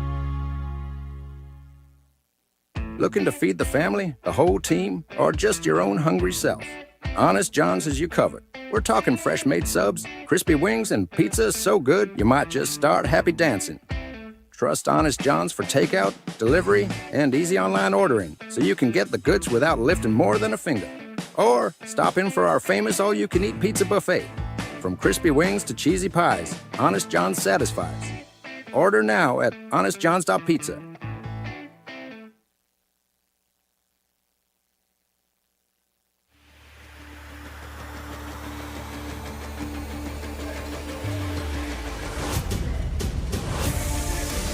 CCS-TV is your home for local student voices, community highlights, and live sports coverage. Watch us on Roku, YouTube, your mobile device, or at CCSTV.com. And don't miss out on exclusive content. Follow at CCS Television on TikTok, Instagram, and Facebook. CCS is the exclusive home of Tarp Skunk Baseball. Justin Bremner takes the first pitch he sees from Jordan Corpan, starting his 2nd inning of work for a ball. And Corpan follows that one up quickly with a strike. 1-1. It's going to be Bremner, Herman, and Marshall. 4, 5, 6 due up for the Tarp Skunks. Bremner, who had a double his last at bat, came around to score, and the pitch is fouled off. 1-2. Officially 1 for 1 on the day. Was hit by a pitch with an RBI back in the first. And a double in the 3rd. Now stands up his 3rd at bat in the 5th inning here. The 1-2. There's a drive into left center field. That one's hit well, and it's going to go 1 hop to the wall. Bremner rounds first. He will pull into second with his 2nd double of the day, and a leadoff double for Bremner puts the Tarp Skunks in business for Blake Herman. And with that double, $10 more into the kitty for the Boys and Girls Club of Jamestown. Now $330 as 33 extra base hits here for the Skunks at Detrick Park. Yeah, and that's also not his second double, but it's his second consecutive double. He's 2 for 2 on the day. Justin Bremner is doing great, as that one was inside for a ball, I believe. Starting to heat up a little bit.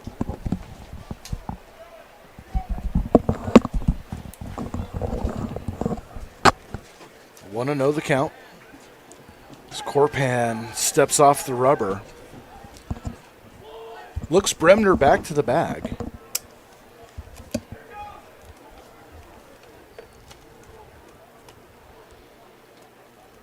And the pitch.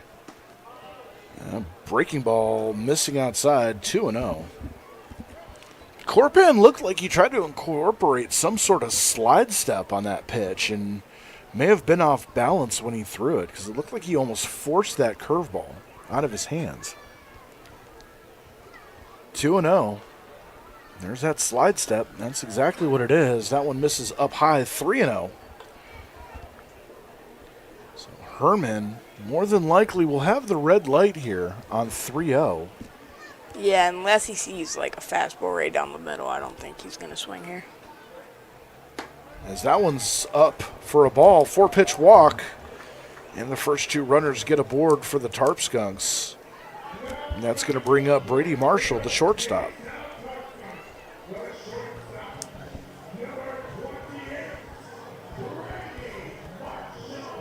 One for 2 on the day. Grounded out into a fielder's choice. Had a base hit his last time up. Was caught stealing to end the 3rd inning. No outs. Runners at first and second for the Tarp Skunks. And Corpan's first pitch is a breaking ball. Finds the zone for a strike. 0-1, and that was a beaut. Started off on the inner third of the plate. Broke all the way out to the outer edge. Grazing the strike zone as there is action in the Ironbacks bullpen. Another breaking ball finds the zone. 0-2. Yeah, it just looks like it hit the outside of the strike zone. Good pitch by Corpan. Yeah, Corpan's got great secondary pitches. Might want to stay with that and mix in the occasional fastball. Runner goes. Fastball. There's a ground ball through the hole on the left side. That is a base hit. Bremner comes in to score. Holding at second is Herman. And with an RBI single for Brady Marshall, it's now 8-1 Skunks. Yeah, Skunks have just done a very good offensive job. 2 in the first inning, 0 in the second, 2 in the third, 3 in the fourth, and 1 so far in the fifth. Been putting on runs consecutively and just doing a very good job as that one's fouled back by Dom Costello. Costello, who struck out his last time up, that was back in the bottom of the 4th inning now. 0-1 the count. Runners still at first and second, nobody out here.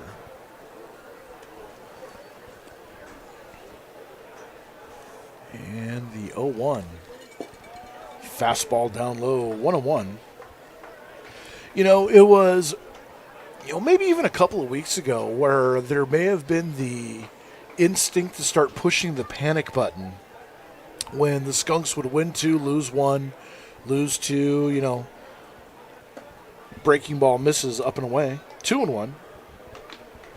And it's just been over, I'd say, probably the last 10 to 12 days that the Tarp Skunks are playing the type of baseball that I think everyone expected them to play early on in the season, and it's just going to continue as there's a base hit into left field. Turning the corner and coming in to score is Herman. Brady Marshall slides into third, but he is thrown out on the relay coming in. Another run scores. It's 9-1. On the RBI single for Costello. He advances to second on the throw.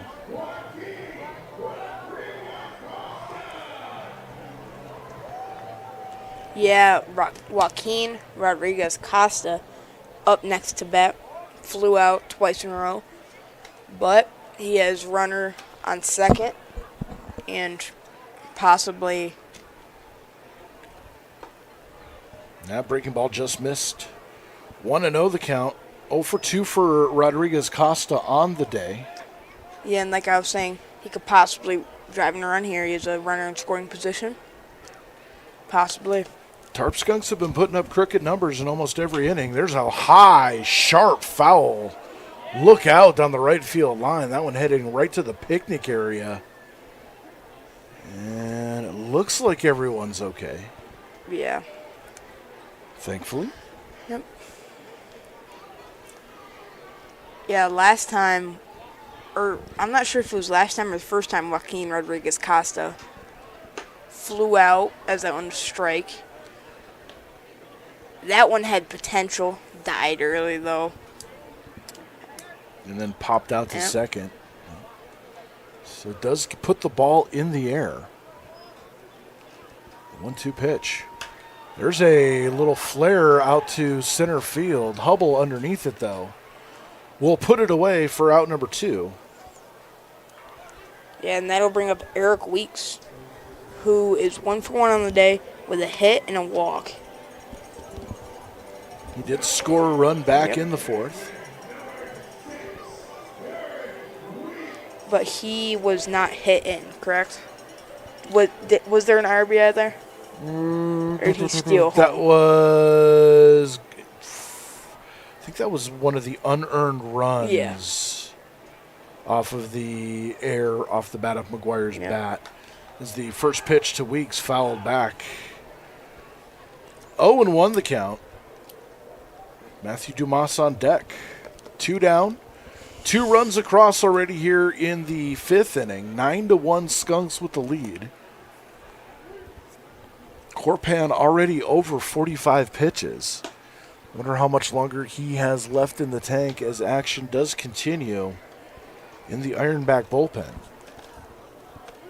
You know, for the Ironbacks, this is not a bad ball club. This is just a ball club that got, short-shafted on time putting the roster together as that one's fouled back out of play, and it's going to bounce off of the press box and some of our visitors up here chasing after, trying to get themselves a souvenir. And I would fully expect next season that this is going to be a deeper roster. It's going to be a lot more rounded out, and it's going to be a much better team. For all intents and purposes, though, and let's be fair, as Eric Weeks strikes out to end the inning, we'll pick up that thought on the Ironbacks as 2 runs do come across. It is 6th inning time, 9-1 Jamestown with the lead.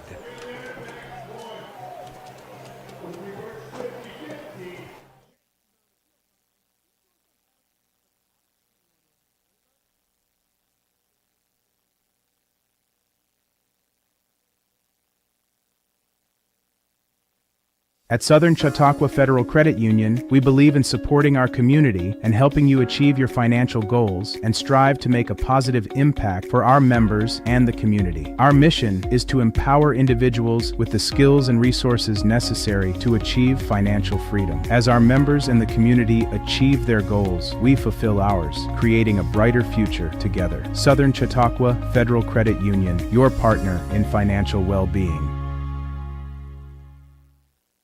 Looking to feed the family, the whole team, or just your own hungry self? Honest John's has you covered. We're talking fresh-made subs, crispy wings, and pizza so good you might just start happy dancing. Trust Honest John's for takeout, delivery, and easy online ordering so you can get the goods without lifting more than a finger. Or stop in for our famous all-you-can-eat pizza buffet. From crispy wings to cheesy pies, Honest John's satisfies. Order now at honestjohns.pizza.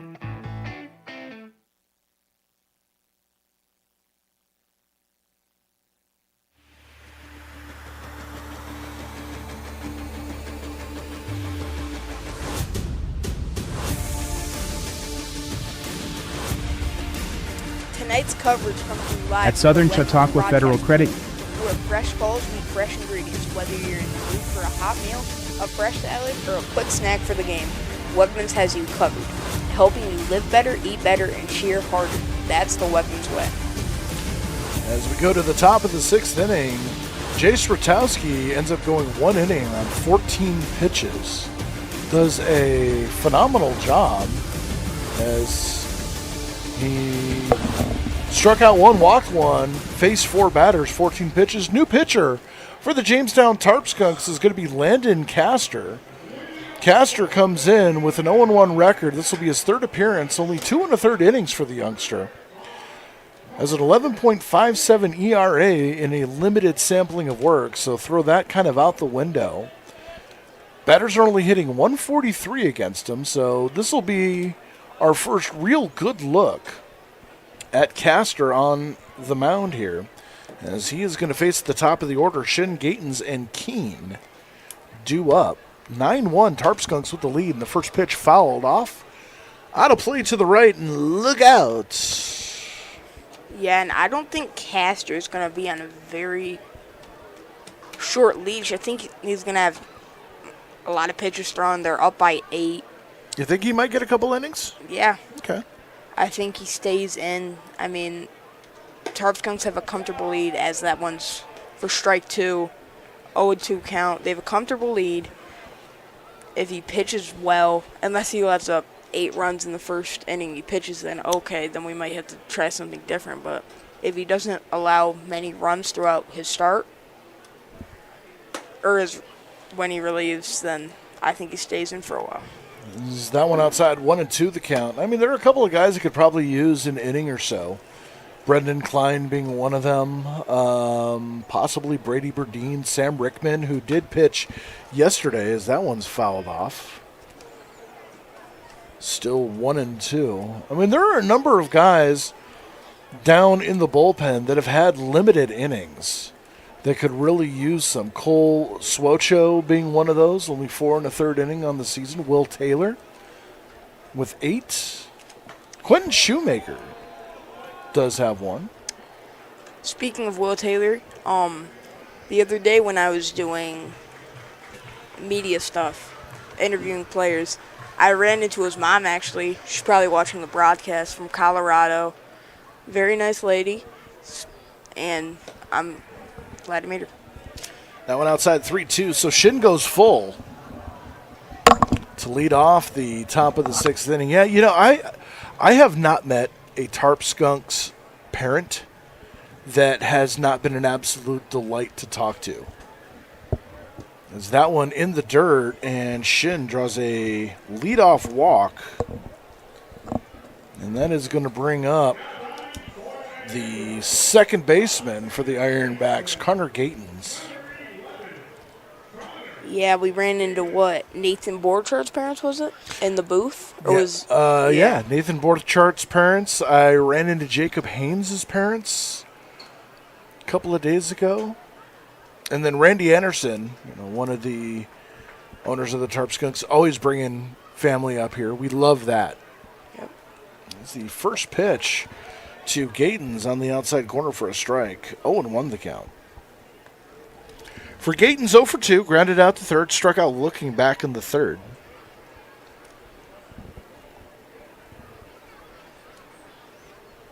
Castor looks in, and the pitch popped up on the infield. Weeks calling everybody off. He's got it for the first out. And that's going to bring up the right fielder, Alex Keene. Alex Keene's 2 for 2 on the day, 2 base hits. He has an RBI. He got caught stealing earlier today. Looking to try to make it 3 for 3. Yeah, and he hit in, was it Shin in the first inning? Yes. Yep. Does have an RBI in the game. Takes the first pitch he sees for a strike. 0-1. One thing I've seen out of Landon Castor is he's not going to try to finesse you. He's not going to try to paint you. He's pounding the zones with fastballs. And that's what you like to see out of a reliever. Is there's a breaking ball that's popped up shallow right field. Caught by Bremner for the second out of the inning. And just like that, you start hyping up the guy's fastball. It was a breaking ball that flipped the script on you. Yeah, and Landon Castor, he reminds me a bit of Anthony Serrano, who got to relieve a couple games ago, had 9 strikeouts, threw a lot of fastballs, pound the zone, and he's pitching similar as that one's in the dirt. And you could hear the Tarp Skunks on the field telling Haynes to eat it as the wild pitch advances shin to second. No damage. But you want to talk about if you're looking at a short series or single game playoffs, I mean, right now, if you were to tell me that I needed to come up with the pitching rotation for one playoff game, is that one up and in 2-0? I would say right now it would have to be Christian Pensick to start, and then rotationally I would say Landon Castor would be a good 6th or 7th inning bridge. That one's a strike.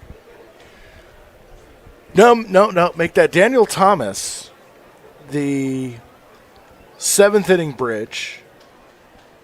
Castor as the 8th, and Serrano as the closers. That breaking ball just misses inside 3-1. But again, you could ask me that in 20 minutes, and my answer will change. That is the nice thing about this team, is that the depth in pitching.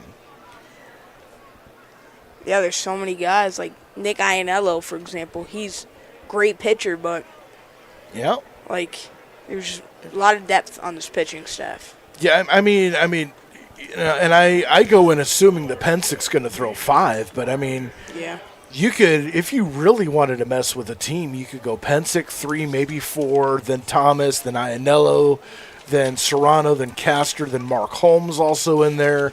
You might go with a Colin Balla, just for a little bit of a change of pace. A lot of different ways you could go. And let's not forget Jameson Walsh is out there. Jason Brown, who has done great in relief. I mean, even a guy like Cohen Harris. He's pitched great this year. Yeah, and I mean, Harris could come in a pinch if necessary. This team is built for, a 3 and 5 game series in the playoffs, and it's usually one game until you get to the championship round, and then it's a best of 3. So Marcus Butts stands in after the conference of the mound is over, and the first pitch to him is in the dirt. Good stop by Haynes. And Castor may have gotten into the habit of overthrowing a little bit here. The last couple of pitches have been in the dirt. Ironbacks down 8, but they are threatening. They have 2 on, 2 out. Skunks. That one gets away from Haynes. Both runners will advance, and Castor the wheels are starting to fall off all of a sudden. Skunks do have somebody in the bullpen. Looks like it's a right-handed pitcher. So you could eliminate Will Taylor, lefty. No. If I had to guess, it's probably Daniel Thomas. Yeah, looks like it from here. 2-0, and the pitch. Just low, 3-0.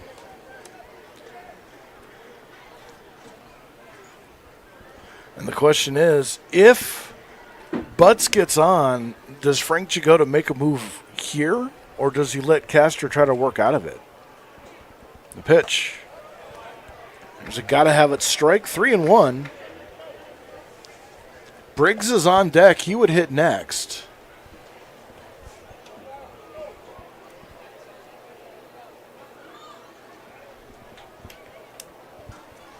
And the 3-1.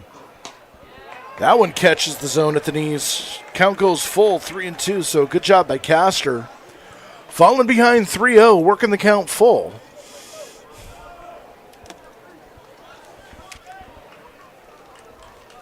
Castor comes set. That one missing off the plate, and now the base is loaded for the Ironbacks. And that's going to bring up the designated hitter, Grayson Briggs. With the bases loaded and 2 out, and here comes Frank Jagoda. And is this going to be all for Castor? And, yep, it is. We're going to get the Schultz Auto call to the bullpen. Landon Castor pulled from the game. We'll be back with the new pitcher in just a moment. Tarp Skunks with a 9-1 lead. Oh, that's not Thomas.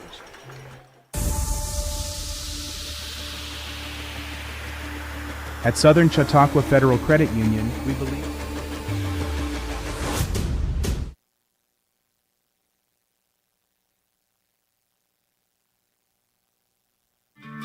Welcome to the Chautauqua Sports Hall of Fame, located at 15 West 3rd Street in Jamestown. Visitors will see photographs, awards, apparel, and other sports memorabilia.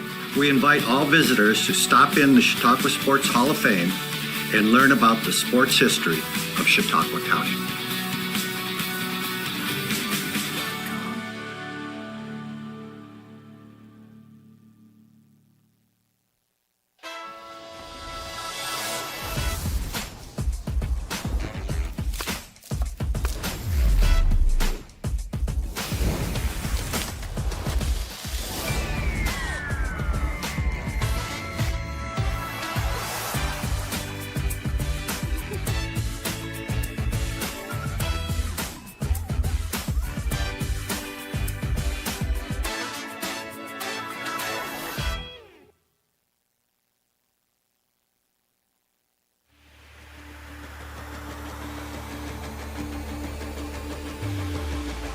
At home. The 17th. Jack Bracken is the new pitcher for the Jamestown Tarp Skunks. And for Bracken, he's had a couple of starts in the exhibition games against Olean and Buffalo. His last appearance was a start against Batavia, and it did not go well.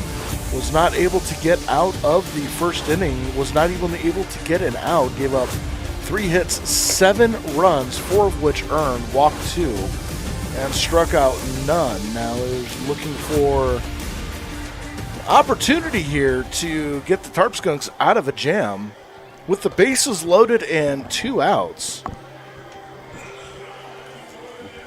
And it's going to be the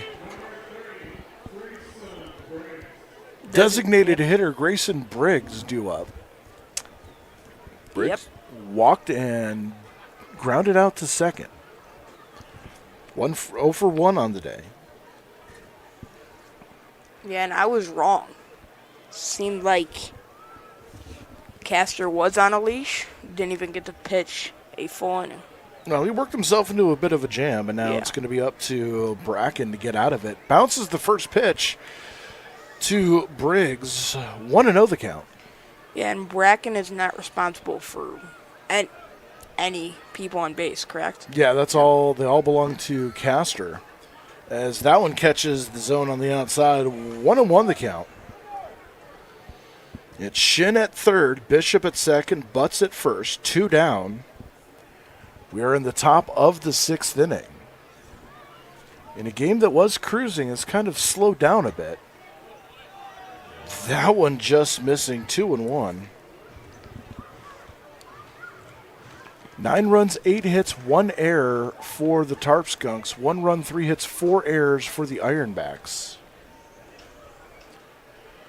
We are in the top of the 6th inning with Niagara threatening. And the pitch. Weak chopper to second, and it's called foul. It looked like it went off of Briggs' foot in the box. So 2-2 the count. And that might have saved Bracken a little bit, because I don't know if Weeks would have been able to get over there, cover, and throw on first in time. Of course, hard to judge because Briggs didn't leave the box, so. It's a question mark that will be left unanswered.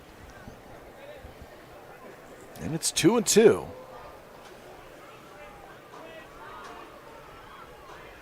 The pitch. Just taken low, 3-2, so Bracken goes full to the first hitter he sees.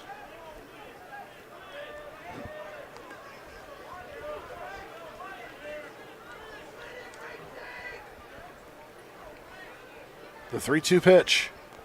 Swinging a foul off to the left and out of play. Oh, that one will bounce off the fence, I believe. So we'll do 3-2 all over again.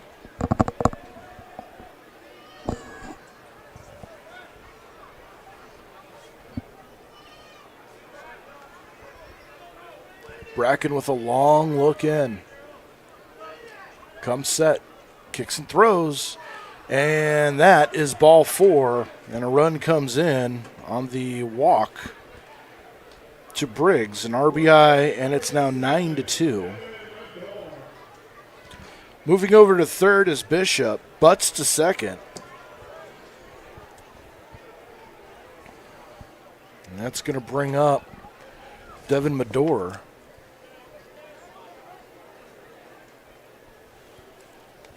One for 2 on the day, singled and flew out to center.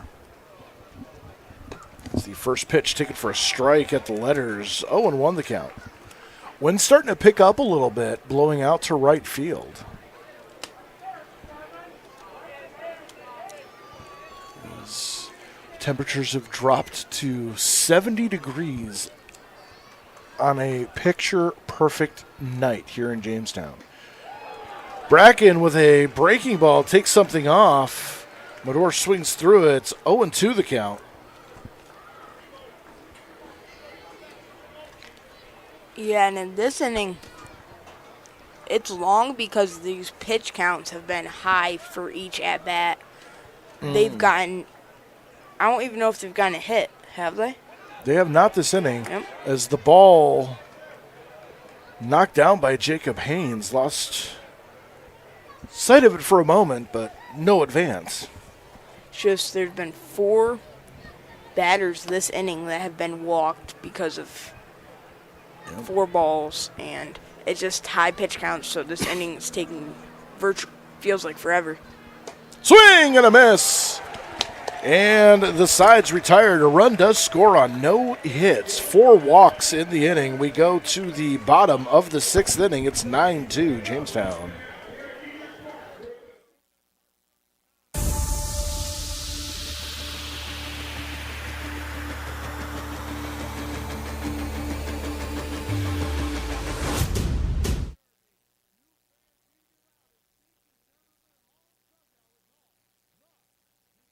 At Southern Chautauqua Federal Credit Union, we believe in supporting our community and helping you achieve your financial goals and strive to make a positive impact for our members and the community. Our mission is to empower individuals with the skills and resources necessary to achieve financial freedom. As our members and the community achieve their goals, we fulfill ours, creating a brighter future together. Southern Chautauqua Federal Credit Union, your partner in financial well-being.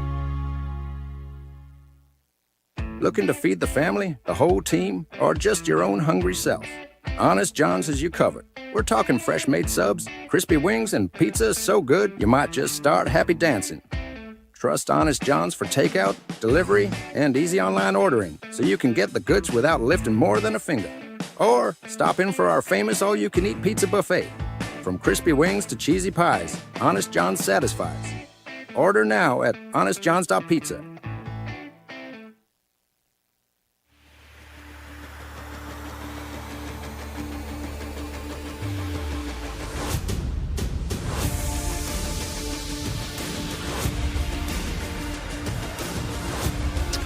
Looking for local stories, student shows, and community sports? You can stream all of our original content anytime on Roku, YouTube, and our free mobile apps for iOS and Android, or online at CCS-TV.com. Plus, we're on social media. Follow at CCS Television on Facebook, Instagram, and TikTok to stay connected with everything happening at CCS-TV.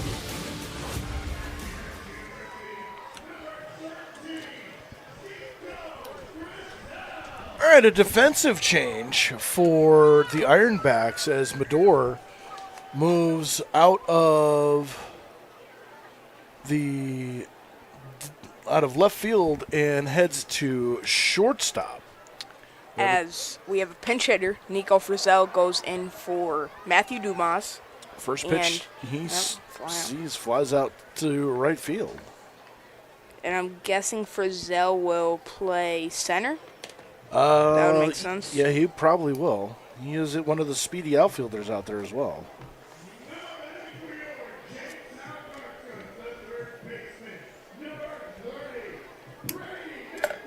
As Brady McGuire comes in.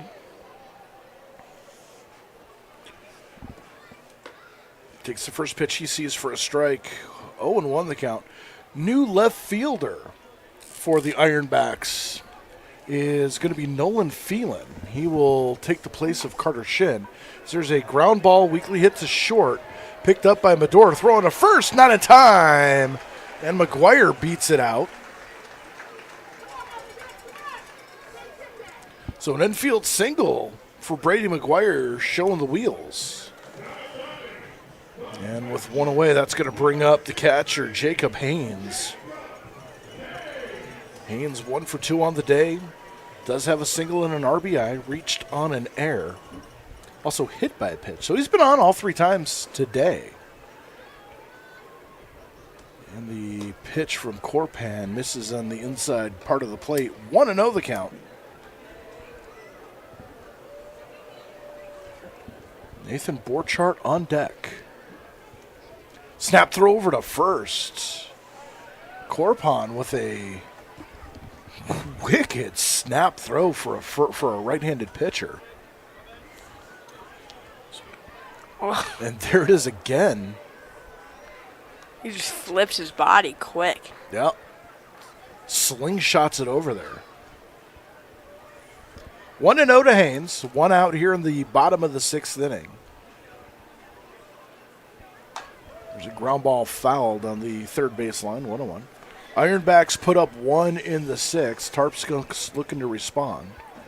It's almost like he whines as an actual pitch and just takes his foot and just slides on that snap throw.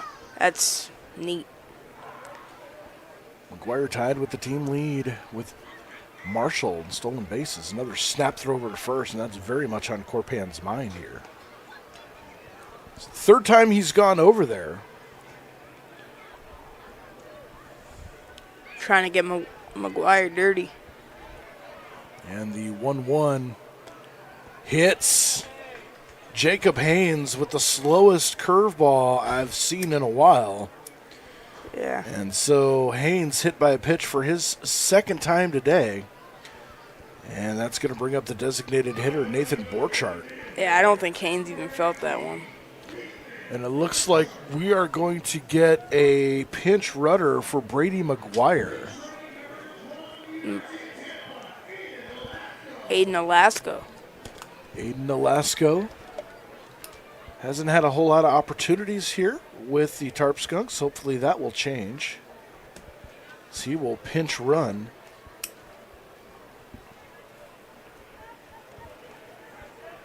So Nolasco at second, Haynes at first.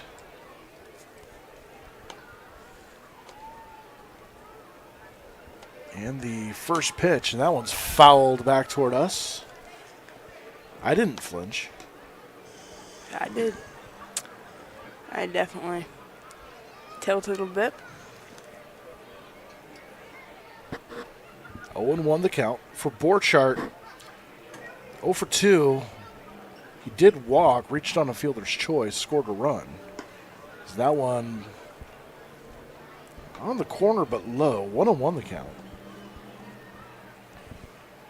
Justin Bremner is on deck. 2 on, 1 out here in the bottom of the 6th inning. And the pitch. Breaking ball up high, 2-1. Yeah, and that's another one of those slow curveballs, I believe. Borchardt's got a lot more patience than I would at the plate. Those are the kind of pitches I would swing at. Like those high hanging breaking balls, and to my detriment too. There's a ground ball foul, 2-2. Because those are the ones that I would end up lining at someone or popping out. But Love those high love those high pitches. Letters to shoulders, that was my weak spot. 2-2. I mean, you see one of those curveballs slow, you think you can just smack it. That one up high, 3-2. Yeah, it hangs up there, and you start salivating like you're seeing a big double bacon cheeseburger for the first time in a week. 3-2. Popped up. Shallow center field. Medor calls everyone off and makes the catch, and there are 2 outs.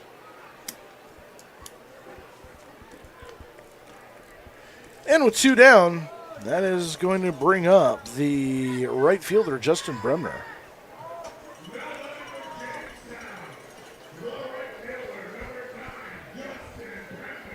Bremner with a couple of doubles here in the game, also hit by a pitch with an RBI.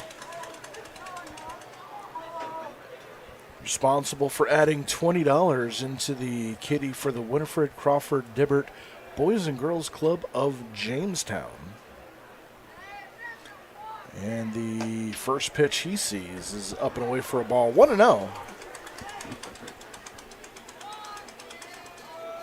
CCS-TV donating $10 for every extra base hit here at home, and that one's fouled. Behind the plate, giving chase and making the catch in foul territory is Butts, and the side is retired. No runs on 1 hit, 2 left. We go to the top of the 7th, 9-2 Jamestown.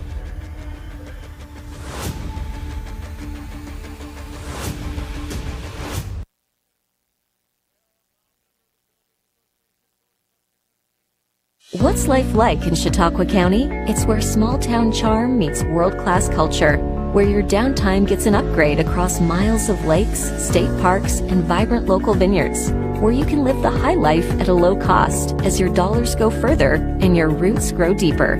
Whether you're building a business or advancing your career, settling down or settling up, choose Chautauqua County, where every step you take is toward the life you love. Start your next chapter at livechq.org. Our generation has a choice. Turn away from the world's problems or chase them down. We refuse to sit back and watch them pass us by. Watch us fly ahead. Rise to every challenge and overcome anything. Watch us become the next greatest generation.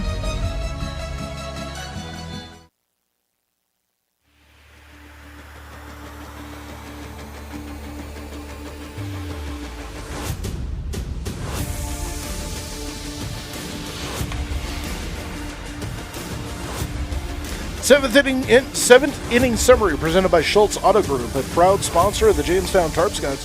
Visit any of our locations in Jamestown or Warren or online at schultzauto.com. Well, the summary has been pretty much this.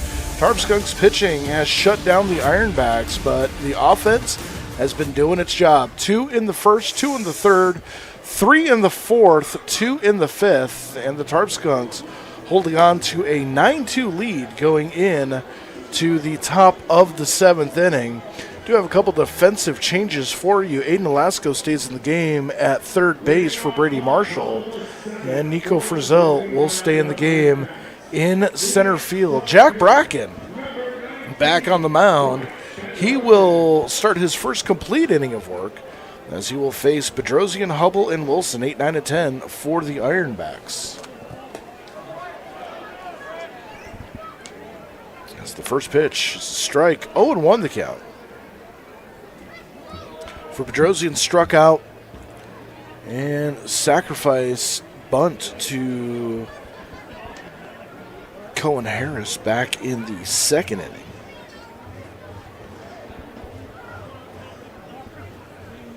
(1-1) the count. Fastball ticket for a strike, 1-2. Looks like Bracken a little bit more comfortable out there, finding that strike zone. Again, he's another one of those guys that'll pound the zone on you. That fastball a little bit too in, 2-2.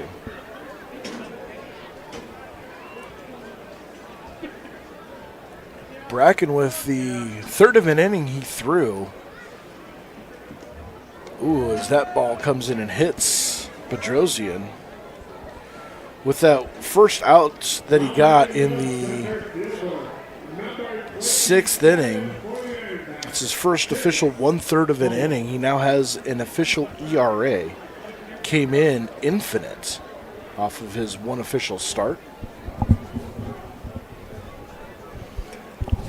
Looking to start racking up some of the outs to try to get that ERA number down. As Caden Hubble stands in, or I'm sorry, Chase Hubble stands in, takes the first pitch he sees for a ball, 1-0. For Hubble, he has walked, popped out to second. 1 on. That one inside for a ball, 2-0. You said his ERA was infinite? Mm-hmm. Oh, well, because 1 inning pitched, 1 earned run. 0 innings pitched. Oh. Can't divide by 0. The 2-0 pitch. That one misses low for a ball, 3-0.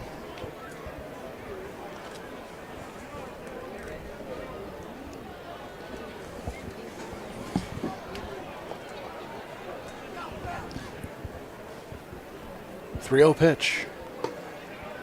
Get it over strike, 3-1 the count. No activity in either bullpen. So this will be Bracken's to work.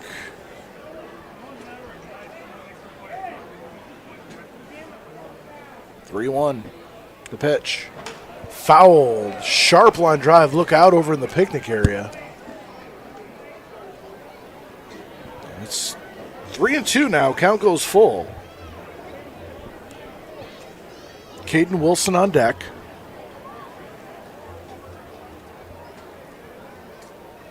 Bracken comes set. The pitch. Called strike 3 on the outside corner. Hubble got caught window shopping at Walmart. Didn't like what he sees. First out of the inning. And that'll bring up Caden Wilson.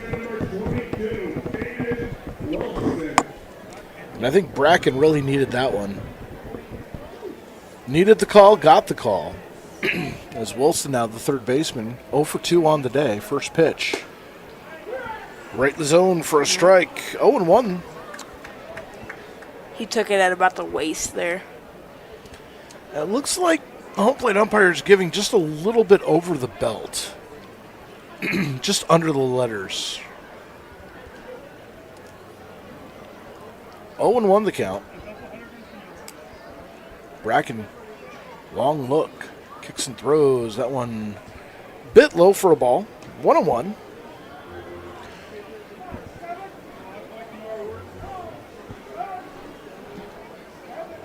It'll be the top of the order, Nolan Phelan on deck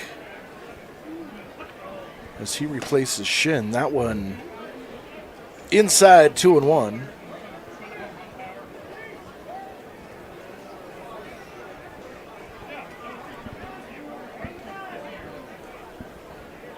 Bedrosian takes his lead off first. The 2-1. Took something off that fastball. Got it across the plate. 2-2. Bracken would like to induce a 4-6-3 double play right here. Get out of this inning. The pitch. There's a little flare out to the left field. Underneath it is Herman. Doesn't even need to move. And there's 2 outs. Top of the order now for Nolan Phelan, who came in replacing Carter Shin.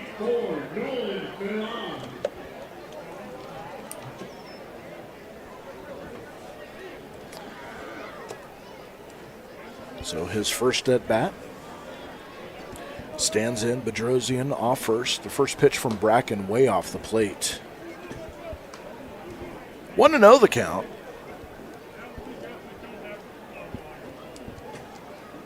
Two runs, 3 hits, 4 errors for the Ironbacks.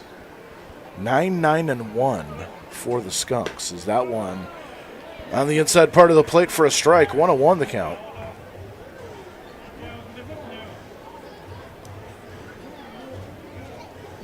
Lights have taken over the field here. Oh, and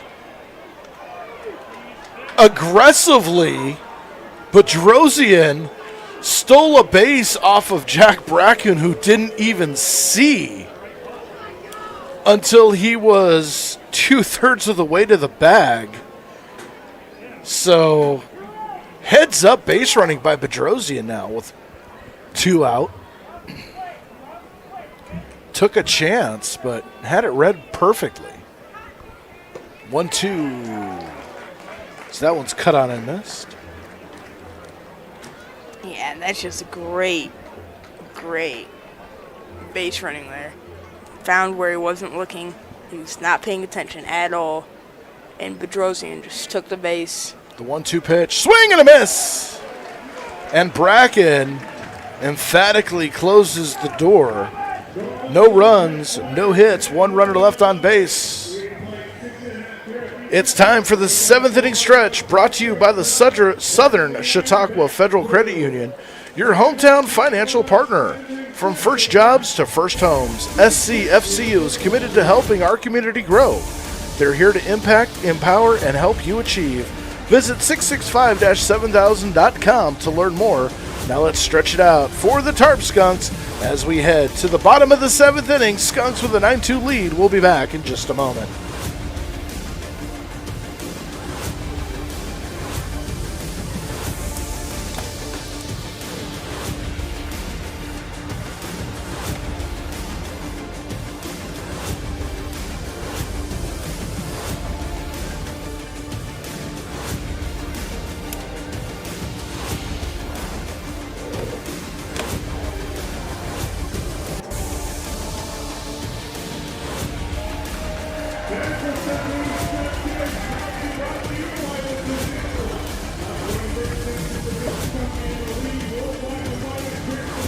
Yep, left hand.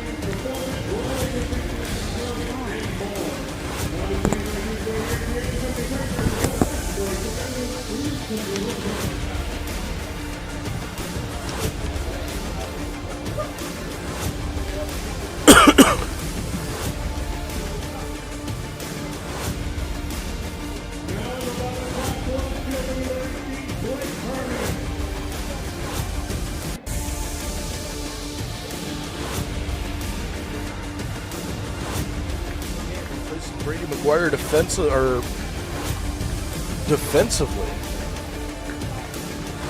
takes the first pitch for a strike. 0-1 the count. It'll be Nolasco, Haynes, and Borchardt due up for the Skunks. Corpan beginning his next inning of work.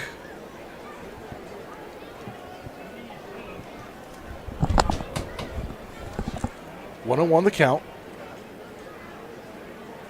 The pitch. Taken for a strike, 1-2.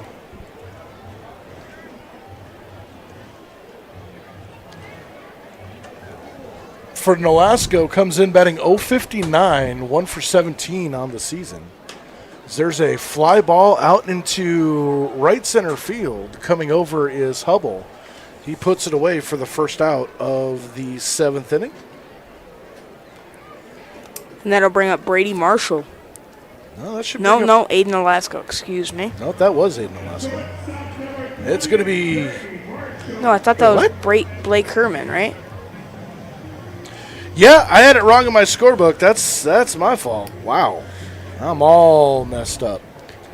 All right, so Brady Marshall will hit.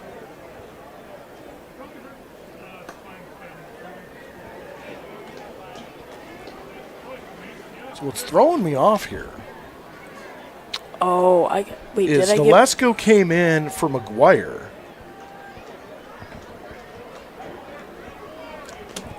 I'm all confused. Oh, I got it mixed up. Okay. Yeah, I got it mixed up. I got the Brady's mixed up. I believe. Yep. So, no, it is Marshall. My apologies. I'm trying to figure out what the defensive changes are here. So Aiden Alasko will play third, I believe. Yep. Oh, so that was Blake Herman. Okay. Yeah. That's my fault. I read the numbers wrong. That's all right. No, it ain't all right. I need more caffeine. Knew I should have had coffee before I came to the game today. Ground ball to second. Easy play. And there will be 2 away. Programming note here that we will go live and show the fireworks this year. I'm not sure if that's us commentating while it happens. Oh, I'm not. Yeah, I mean, how do you? There's boom, boom, boom, big explosion, boom. I don't know if you could really commentate. Yeah, I think it's more like just. Yeah, I'd rather. As Dom Costello stands in, takes the first pitch for a ball, 1-0.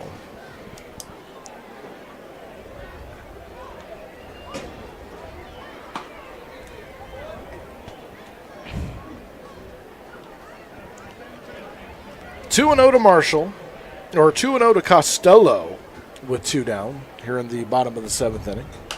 So there's a little fly ball, shallow left, coming in and making the play is Phelan. And the side retired. Nothing doing for the Skunks. We head to the top of the 8th inning. Jamestown with a 9-2 lead over the Ironbacks.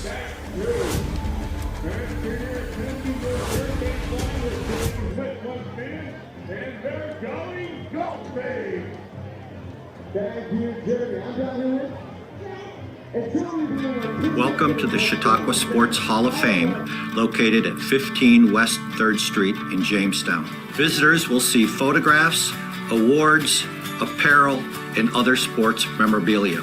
We invite all visitors to stop in the Chautauqua Sports Hall of Fame and learn about the sports history of Chautauqua County.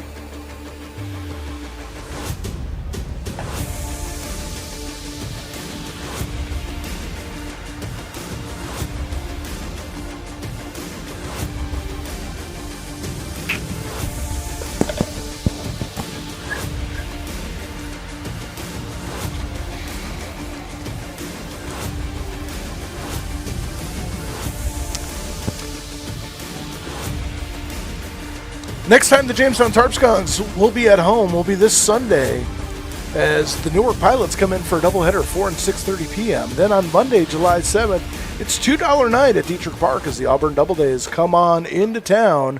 $2 bleacher seats, hot dogs, soda, and beer. You're not going to want to miss that.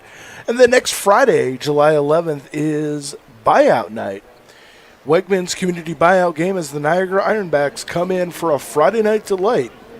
You're not going to want to miss that at all. New pitcher for the Jamestown Tarp Skunks is going to be Brendan Klein out of Brown University, the Ivy Leaguer pitching for the Jamestown Tarp Skunks.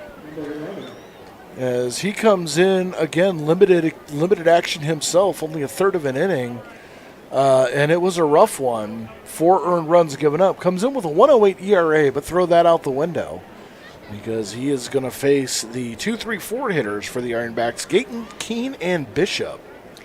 Yeah, and ERAs being that high, that's not really a bad thing in that situation. He only pitched that 3rd inning. It's like it sounds a lot worse than it actually is. Yeah, you just throw those numbers out for cosmetics and everything. People like to hear the stats. Yeah, bring it out. Quickly, 2-0 to Gayton's. the Ironbacks second baseman, 0 for 3 on the day, grounded out to third, struck out, popped out to second his last time up. As that one's taken for a strike. 2-1. Klein, pure side armor. He's a slingshotter, gunslinger.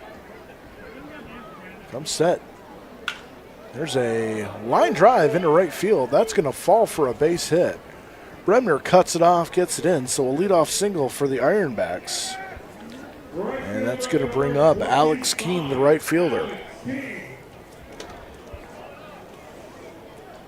Yeah, and this is the 5th Skunks pitcher today, and I think we're coming towards the end of the regular season, at the end of this month, and it's a blowout game. Well, I wouldn't say blowout, but Tarp Skunks have a comfortable lead in this one, and they want to get the people who aren't, as that one's weak chopper towards third, could go for 2. As the relay throw goes into the stands, so the fielder's choice will wipe out Gayton 6-4, but the relay throw is going to be an error on Eric Weeks, and that will advance Keene over to second.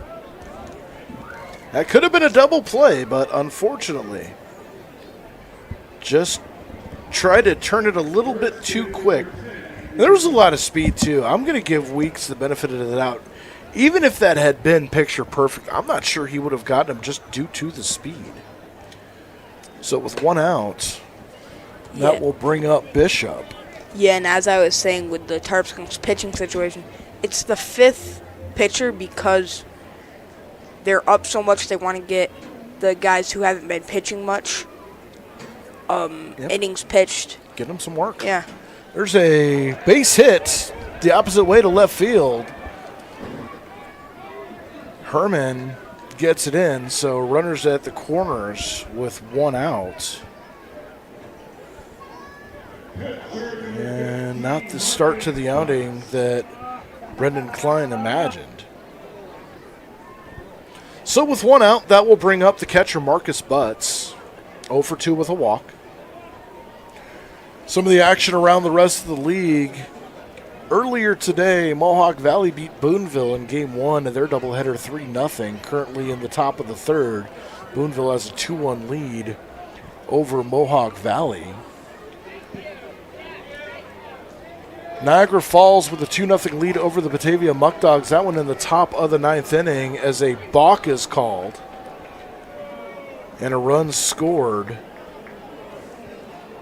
Advancing over to second is Bishop, so 9-3. So balk on Butts, right? No. On Klein. Balk on Klein. No, but who got balked? Keene was brought in on the balk. Bishop move over to second. Is that one up and in? Buzzing the tower of Marcus Butts, 1-0. That's not something you want to see. Okay, that makes sense. Elmira with a 6-3 lead over the Doubledays, top of the 7th inning. And Amsterdam and Glens Falls was postponed as that one comes in and hits Butts. And Jacob Haynes calls time to go out and have a conversation as Klein's appearance has been all over the place here.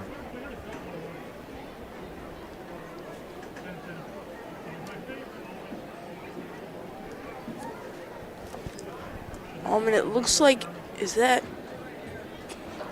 I thought I saw number 17, Jameson Walsh, about to warm up. Yeah, Jameson Walsh warming up. It also looks like Eddie Delansky might be warming up as well. Eddie Delansky at pitcher? Mm-hmm. Delansky has pitched more than he's actually played catcher or been in the field. Okay. Two-way player here. I was not aware, but. As a little courtesy time being given to Marcus Butts to shake off that stinging hit by a pitch down near between the knee and the ankle area, somewhere in that general leg vicinity.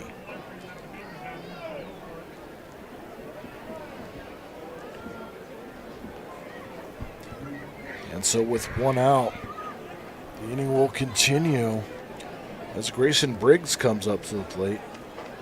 0 for 1 on the day. He's walked twice. Designated hitter number 30, Grayson Briggs. And this game has gone at such a fast pace that one thing I can pretty much guess at this point is the first pitch outside for a ball, 1-0, is that Frank Jagoda's not going to let this game get much closer. Yeah. You know, wanting to get some guys in some work in a game like this, understandable, but considering where we are in the season and what they're chasing for, you're not going to give the Ironbacks an easy way back into this game. Yeah. And I think that's the perfect, that's why Walsh is warming up, because I think Walsh will close this game very well, as we said earlier. Let's see if he's needed. Yep. See if Brendan Klein can figure it out here. It's that one right down the pipe for a strike, 2-1. Both hits off of him have gone the other way. Not the hardest contact. Just putting the play and finding the holes. Yeah, and there's also... Oh, and that one hits Briggs. Back-to-back hit by pitches, and you can hear the unrest by the Tarp Skunks faithful starting to build up here. As now the bases are loaded, and I think Frank Jagoda's seen enough. He's taken a long, slow walk out to the mound. Klein obviously frustrated with himself.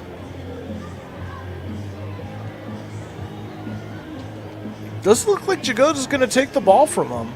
He's going to let him go a little bit longer, but he's probably telling him that that leash is getting tighter and tighter. Yeah, I think he's giving him a little bit of encouragement, and I think he's going to close out this inning, but I think for the top of the ninth, I think we might see Jameson Walsh. I think it's likely. So now that's going to bring up the now shortstop, Devin Medor. Number 7, Devin Medor. Medor also had some action on the left field earlier today before getting moved over to short, yeah. Before Fallon came in. 1 for 3. Single struck out, flew out to center. And the pitch taken for a strike, 0-1 the count. Klein has to lock down here.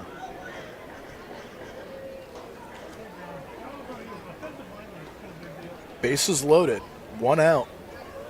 1 across, top of the 7th inning as that pitch just low for a ball.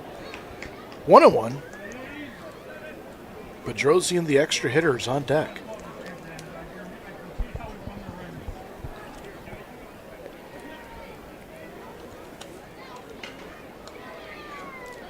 The 1-1 pitch, called strike 2, 1-2. One of the things that we've talked about all season long is that the Skunks seem to play 8 great innings of baseball and always have that one inning that just seems to hurt them. There have been exceptions to that rule. This one's starting to turn into one of those danger zone innings. Is that one off the plate, 2-2? Yet this inning being not the best for the Skunks, they've only let up 1 run. So defensively, they aren't playing their best, but they aren't playing their worst. I think they just need to close this inning faster so they can get to the batting lineup, try to close this game. Count goes full to Medor, 3-2 now. 1 away, top of the 7th, and the pitch. There's a line drive off the glove of Klein into center field. That is a base hit. 1 runner does score. That's Bishop. Everyone else moves up 90 feet. And it is now 9-4. As the Ironbacks fighting back in an RBI single. Yeah, looks like Frank Jagoda will not come out. That's kind of a surprise. Yeah, I thought it was a guarantee. Well, Bedrosian stands in, the extra hitter. He struck out, bunted out to the pitcher, and has been hit by a pitch. First pitch he sees. It's low for a ball, 1-0. Yeah, in the bullpen, it looks like Walsh is just waiting to be called in. I think he's all warmed up. So he's ready to go. That pitch taken low at the knees, 2-0. And this crowd really starting to get antsy here. They want the fireworks. No, they want the Skunks to get out of this inning. Ironbacks are putting on enough fireworks in this inning alone. That one taken for a strike, 2-1. That might have been a gift to Klein. That was a little bit low in the zone.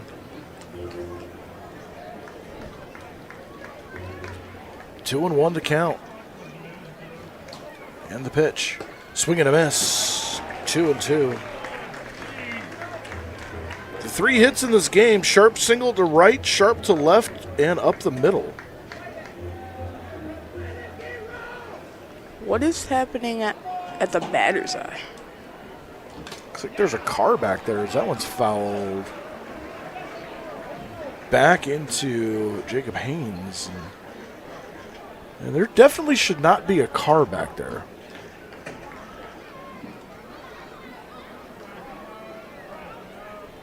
And they must have gotten the messages they're pulling out, so.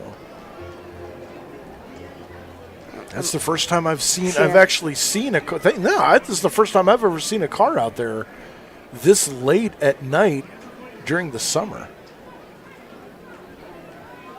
Yeah, I thought it was like a flashlight. It was just the car lights. It's weird. Because it looked green. That's a dark green batter's eye out there. 2-2 the count. Klein kicks and throws. Swing and a miss. And Bedrosian goes down on strikes for the second out of the inning. And that will bring up the center fielder, Chase Hubble. Yeah, for Brendan Klein here, it's just good at bat there. Good way to try to close this inning. Strike out. He's looking to get one more or a ground out or some way to get an out to close this inning so they can get out of this pickle. Just get back to the bench, get your team back up to the plate in the first pitch. Misses for a ball, 1-0.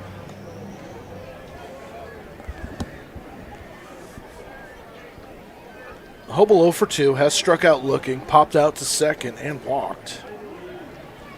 And the 1-0 fouled at the plate. Now make it 1-1. 2 runs across here in the top of the 8th inning for the Ironbacks. 4-6-4 for Niagara, 9-9-2 for the Tarp Skunks. And the pitch. There's a chopper towards second. Weeks has it. Goes the long way to first. And the side is retired, but 2 runs on 3 hits. 3 runners left. We go to the bottom of the 8th inning. It's 9-4, Jamestown with the lead.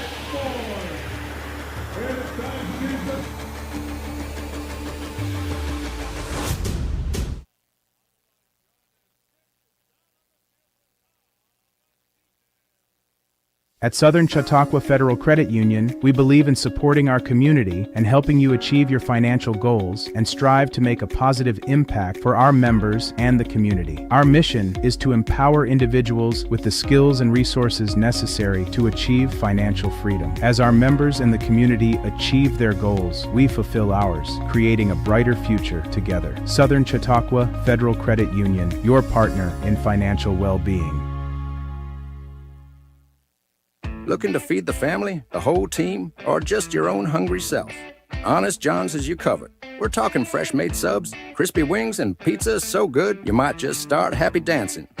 Trust Honest John's for takeout, delivery, and easy online ordering so you can get the goods without lifting more than a finger. Or stop in for our famous all-you-can-eat pizza buffet. From crispy wings to cheesy pies, Honest John's satisfies. Order now at honestjohns.pizza.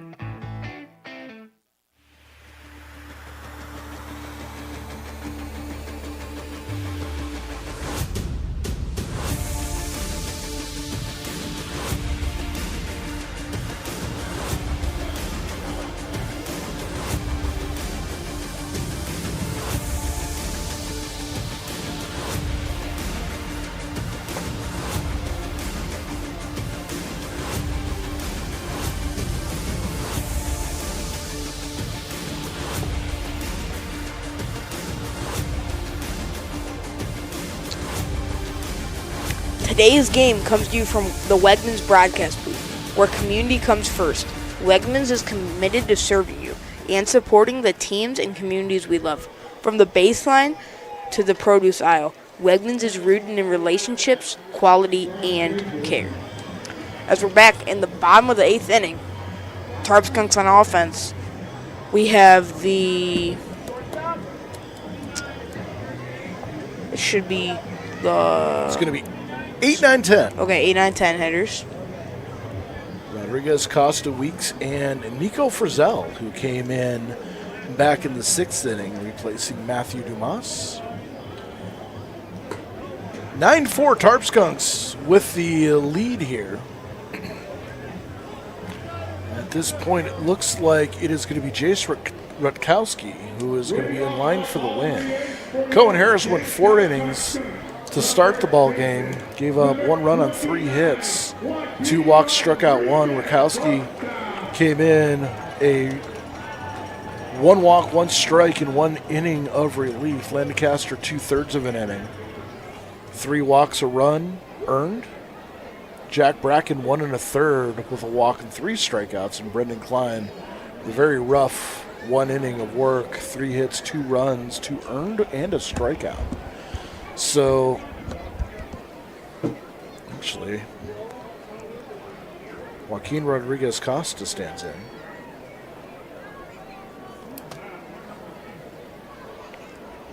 Oh for 3 on the day. Tall left-hander stands in, has power. Just trying to string together a couple quality at-bats here. And the first pitch. At the knees for a strike. 0-1 the count. Corpan has come in and done a very solid job. 4 innings thus far, 6 hits, 5 runs, 2 earned. 2 strikeouts, 2 walks. That one taken up and away for a ball, 1-1.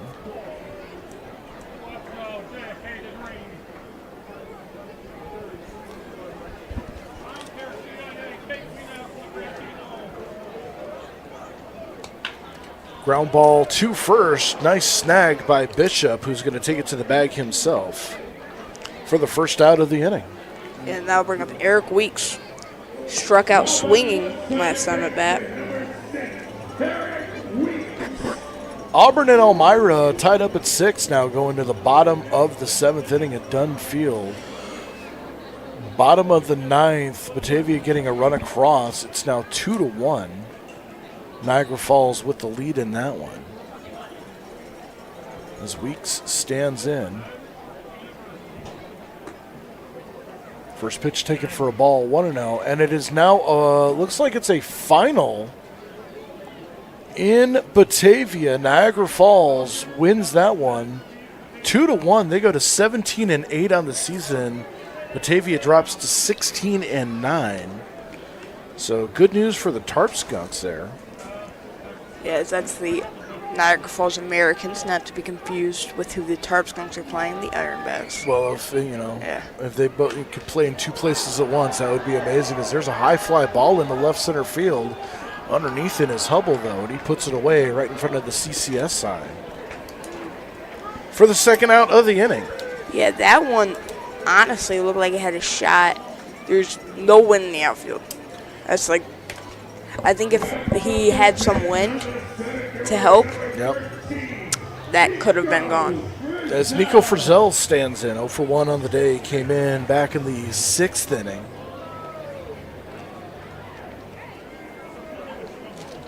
Frizzell stands in, and the first pitch fouled off, back behind and out of play. 0-1 the count.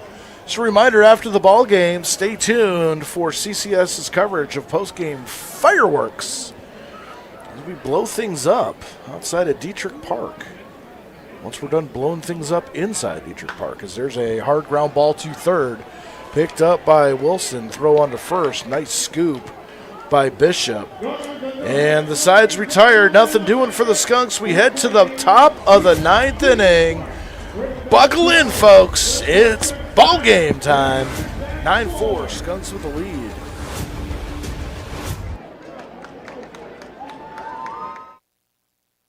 At Southern Chautauqua Federal Credit Union, we believe in supporting our community and helping you achieve your financial goals and strive to make a positive impact for our members and the community. Our mission is to empower individuals with the skills and resources necessary to achieve financial freedom. As our members and the community achieve their goals, we fulfill ours, creating a brighter future together. Southern Chautauqua Federal Credit Union, your partner in financial well-being.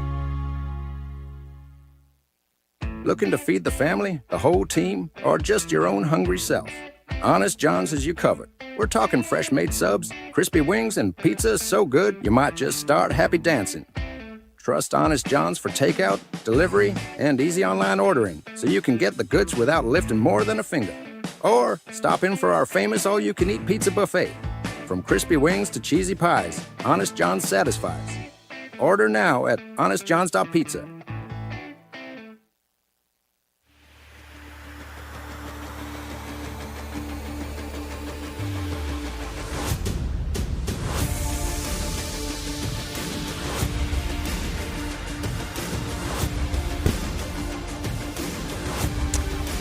New pitcher for the Jamestown Tarp Skunks is Jamison Walsh. Walsh coming in with on his third appearance. 1 1/3 innings, but these numbers don't really tell the story. 6.75 ERA, has given up a hit, 1 run, or no hits, has given up 1 run, 1 earned, 5 walks, 3 strikeouts.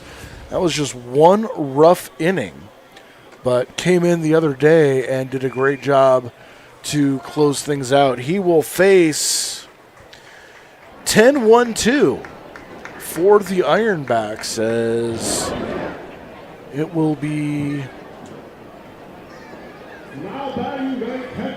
Caden Wilson, or well, it looks like we are going to get a pinch hitter. Number 20. Number 20. Let me grab that name here real quick.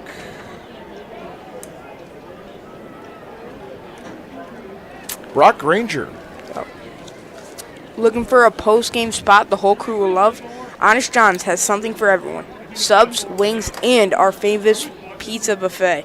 Find us or order online at honestjohns.pizza. So, Brock Granger now announced here as Frank Jagoda coming out to confirm a couple of things, making sure that the Ironbacks are not batting out of order.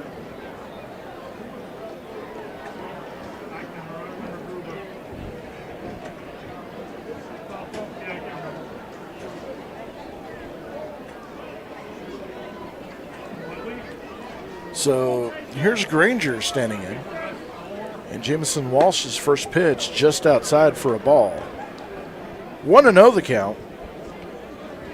It'll be Granger, Phelan, and Gatons due up here for the Ironbacks. Is that one taken for a strike? 1-1 the count.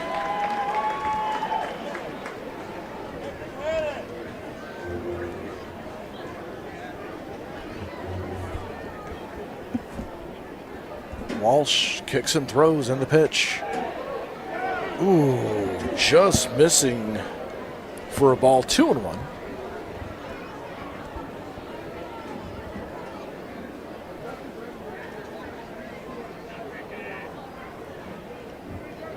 And the pitch. That one misses up. 3-1 now.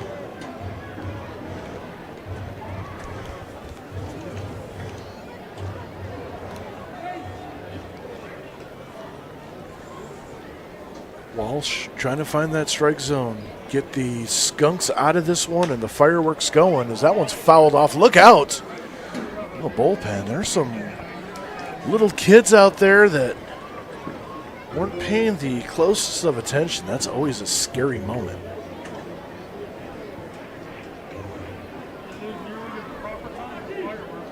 Someone who's been hit by multiple baseball. Not fun. 3-2 pitch, called! Strike 3. Granger looking for Waldo, did not find him. First out of the inning. We go back to the top.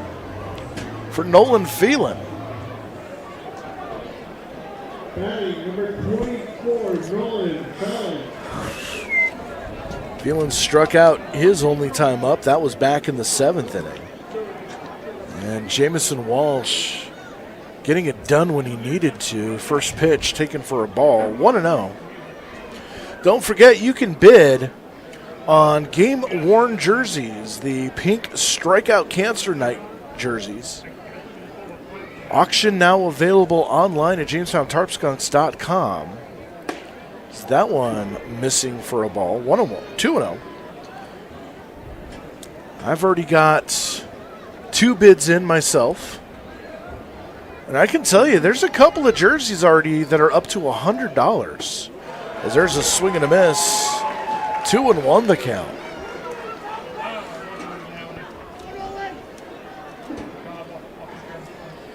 After tonight, I can see some of those jerseys getting up to about the $120, $140 range. There's a ground ball fouled on the third base line, and the count's even at 2. Branson Lindquist's jersey is up to $100. I think Frank Jagoda's was up to $60. Brady McGuire up to $100, I believe. There's a swing and a miss. And 2 up, 2 down. Jamison Walsh set him up, knock him down. And that's going to bring up the last chance for the Ironbacks and Connor Gatens.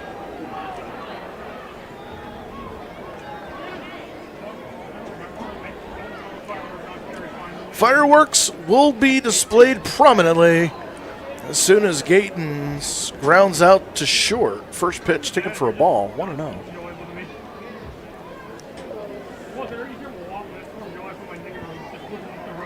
Swing and a miss. 1-1 the count.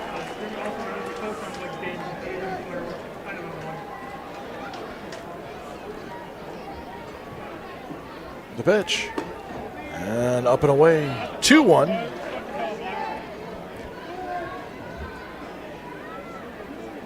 Daniel Thomas at 100, Will Taylor at 100, Brady McGuire at 100, Cohen Harris, Dumas, Jacob Haynes, Borchardt, Hunter Bell at 40. There's a high fly ball. Center field, underneath it, Frizzell makes the catch, and the Tarp Skunks close this one out by a final score of 9-4. Their 5th win in a row, 5-game winning streak going. Niagara will drop to 3-21 on the season. The next time the Tarp Skunks will be here at Detrick Park will be Sunday, as Newark is in for a doubleheader, 4 p.m. for the first pitch for game number 1. Tarp Skunks will be in Niagara on Saturday to finish out the first week of July.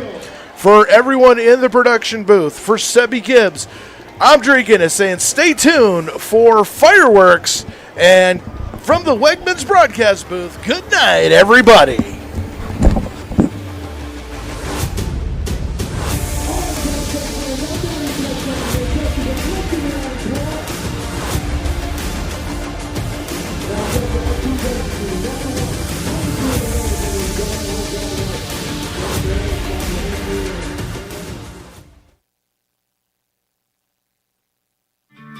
Welcome to the Chautauqua Sports Hall of Fame, located at 15 West 3rd Street in Jamestown. Visitors will see photographs, awards, apparel, and other sports memorabilia.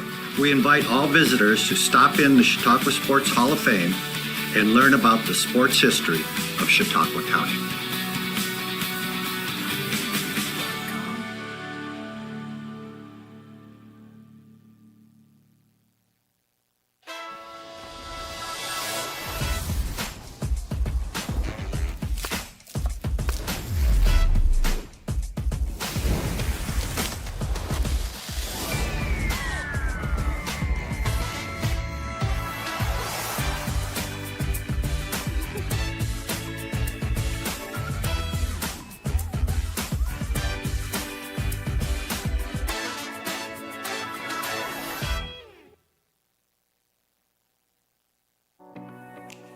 I've definitely got more comfortable like being in front of the camera, and I got to like meet new people. If you are into like cameras and news and stuff, I would come here. You get to do a lot of cool stuff. You go to like one of those baseball games, usually you're just stuck in the stands. But with us, no. You can go on the roof or on the field. If people want to learn more, you just have to go to CCS-TV.com. Schultz is the place where you